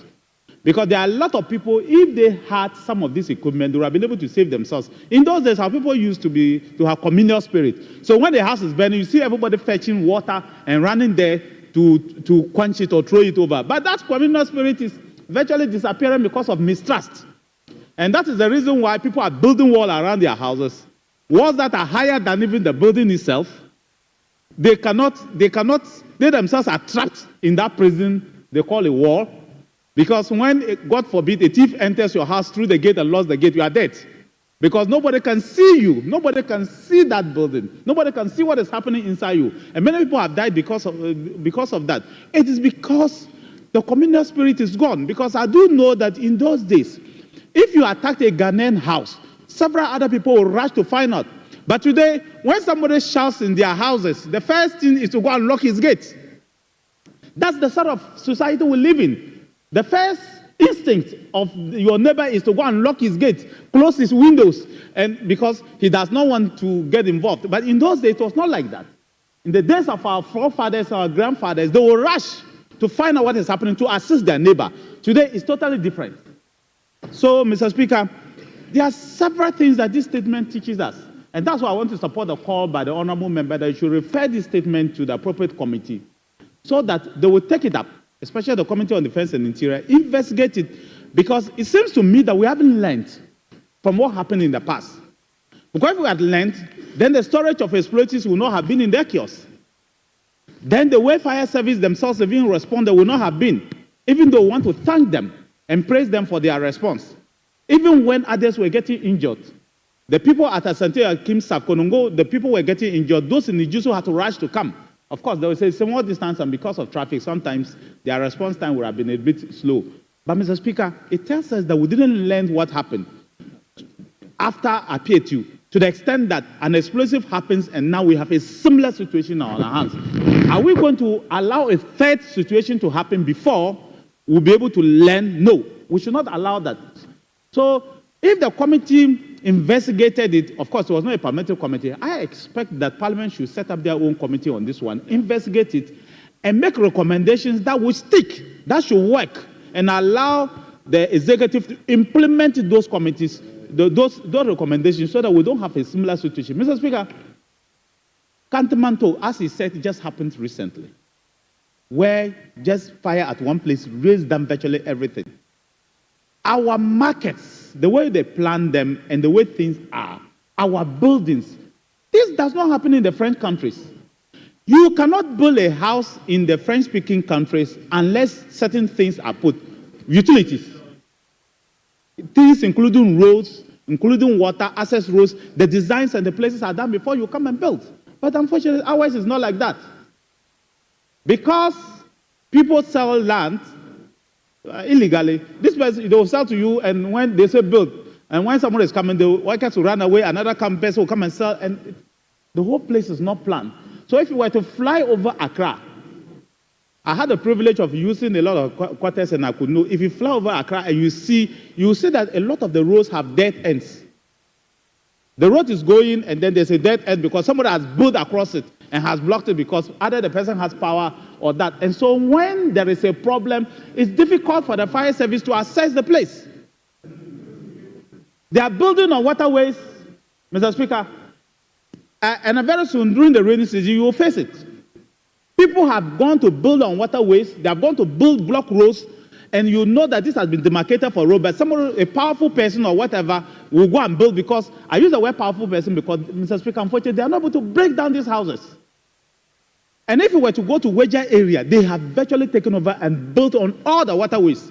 So you will see thousands of houses sitting in water. If you fly a helicopter over them, whenever it rains, you see thousands of water, or hundreds, sitting on water, sitting inside water, houses upon houses. Who are the owners?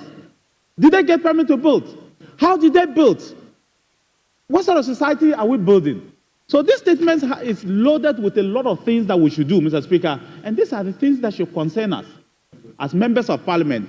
I want to sympathize with you, my honorable friends, and sympathize with your constituents, all those who lost their lives, and see how we can support them to be able to survive. At least, in the meantime, to get food to eat, NADMO should be able to go there and find something. And that's why I would say, as part of it, the community should look at how they can be able to support NADMO. Because NADMO, unfortunately, is not resourced enough to be able to rush in and help the people and do what they need to do. And unfortunately, Mr. Speaker, I get into the rainy season. Worst of this will happen.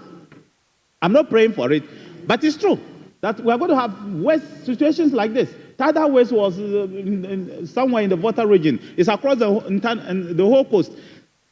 Because of environmental changes, the nature of our society is changing. Things we used not to see before are happening. We've cut down virtually all the trees. So we are having difficulties all over as a country. So, Mr. Speaker, I want to call and support the fact that we should support the people. They are our own people. Today they are helpless. We should find a way of getting government to at least support them. Government has been supporting other countries who fall in disaster. So we are bringing this, the member is bringing this to the attention of government to at least find a way of supporting so that the people can get something and something to live on. I thank you, Mr. Speaker, and may the souls of the innocent who have departed this earth rest in perfect peace. Till we meet again, but not when I'm 90 years. I thank you, Mr. Speaker. Thank you very much. Leadership, any comment on the statement?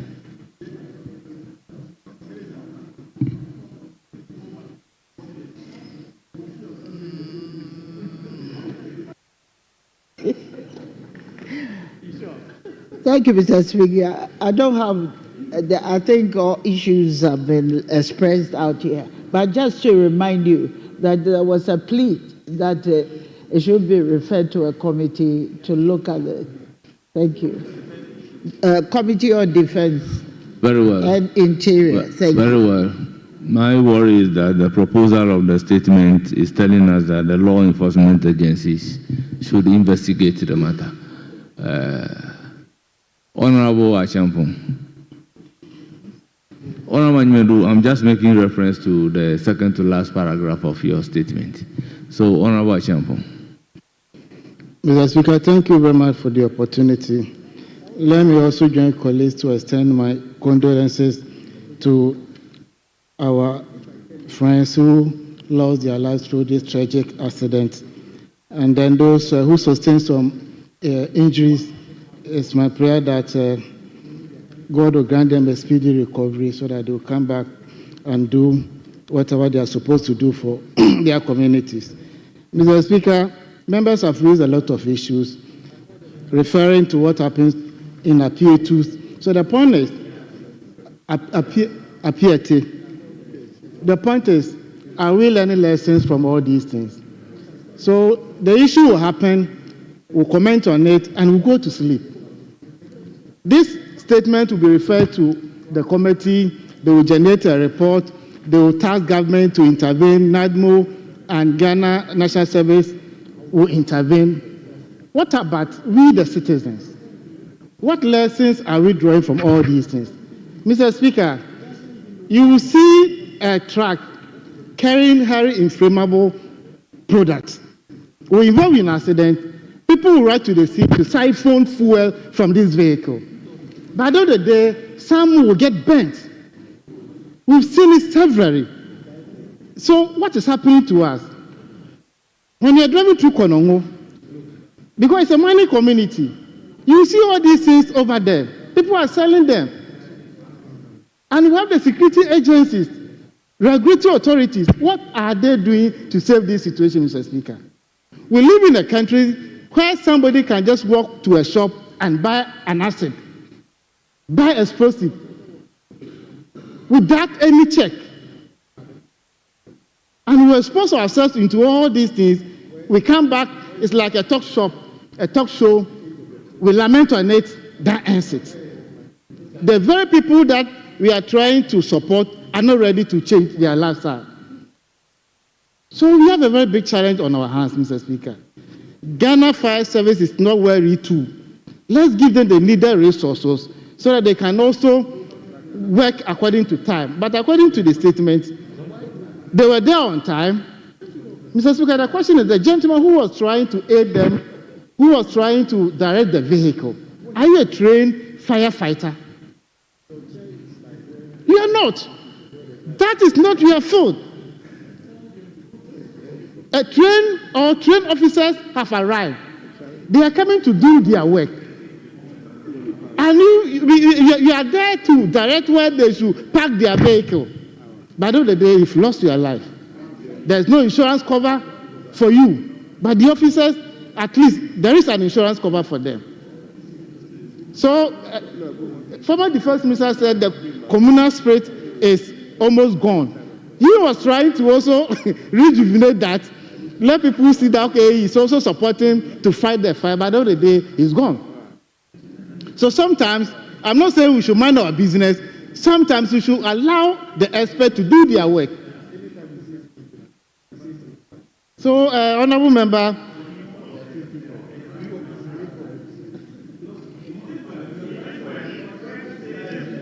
he was trying to save the situation, but at the end of the day, what happened? Because he's not an expert. He's not trained to do that job. But the one who called the fire service did what was expected of him. Because he pressed the call, the fire service officers also came on time, but the guy who was at the scene trying to direct the truck or supporting them has also lost his life. My condolences to the bereaved family. And Mr. Speaker, I don't know your final ruling on this matter. Even if the statement is referred to the committee, a report will be generated, resources will be made available to the affected families or the victims. But Mr. Speaker, we should do proper education. But if you're educating somebody, the person is not ready to take the education, it becomes, it's like you're wasting your resources because we are not ready to take the education. We don't value our lives. You've seen a danger coming, but it's like, okay, I will either die or survive. We can't gamble with our life. You know you are sent explosives. You know there's no mechanism in case of any fire outbreak to deal with the matter. But because he's making good money out of it, nobody cares about the consequences. Here we are talking about the same issues.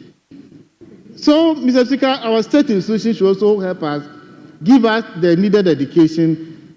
The state must also invest more into this, especially the security agencies, fire service, so that whenever there are issues like this, they can also at least attend to those issues and deal with it, so that at least when you're going to sleep, you know that in case of any issue, there's somebody there to rescue you. I thank you very much for the opportunity, Mr. Speaker.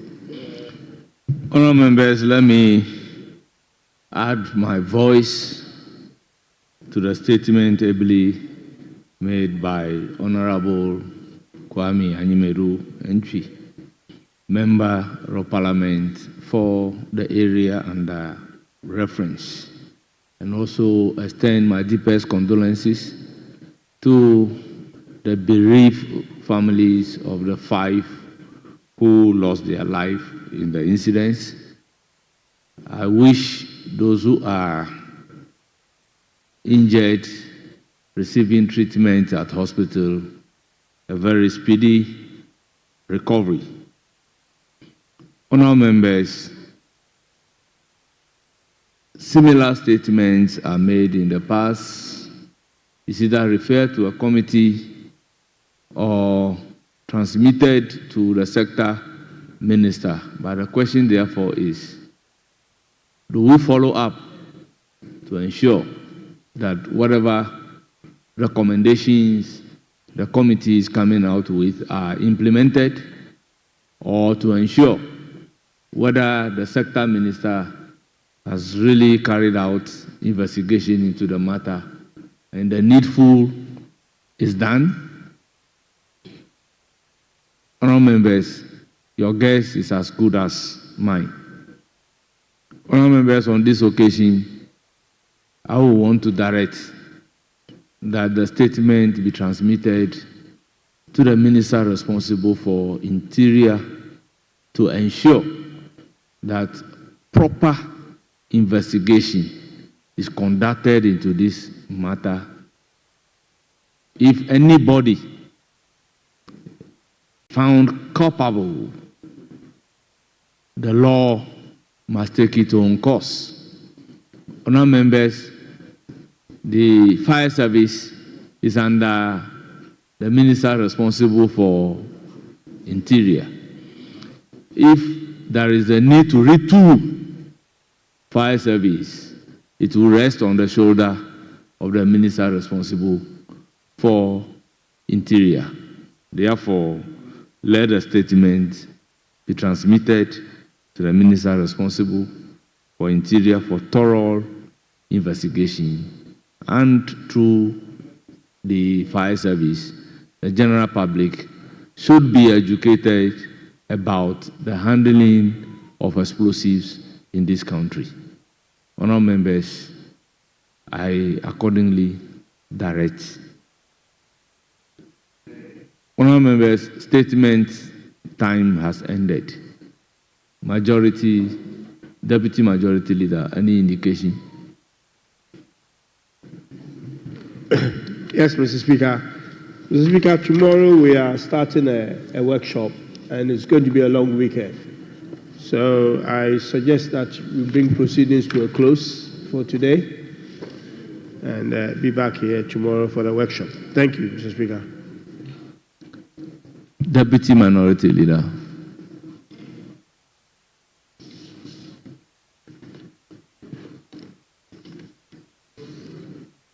Honorable Speaker, I add my voice to the earlier suggestion made by the Deputy Majority Leader for us to adjourn. Thank you. Honourable members, before adjourning the House, let me once again remind ourselves that tomorrow the post-budget workshop is commencing, and we are all supposed to be here in our numbers for the exercise. And honourable members are hereby kindly informed that for the purposes of registration for the program, when we are coming, we should come along with our identity cards. Honourable members, let's come along with our identity cards. Honourable members, the motion for adjournment has been moved and seconded. Those in favor of adjournment say aye. Those against say no. Honourable members, the ayes have it. The motion is adopted. The House is accordingly adjourned till Tuesday, 18th March 2025 at 10 o'clock in the forenoon. Mr. Speaker, respectfully, tomorrow what time?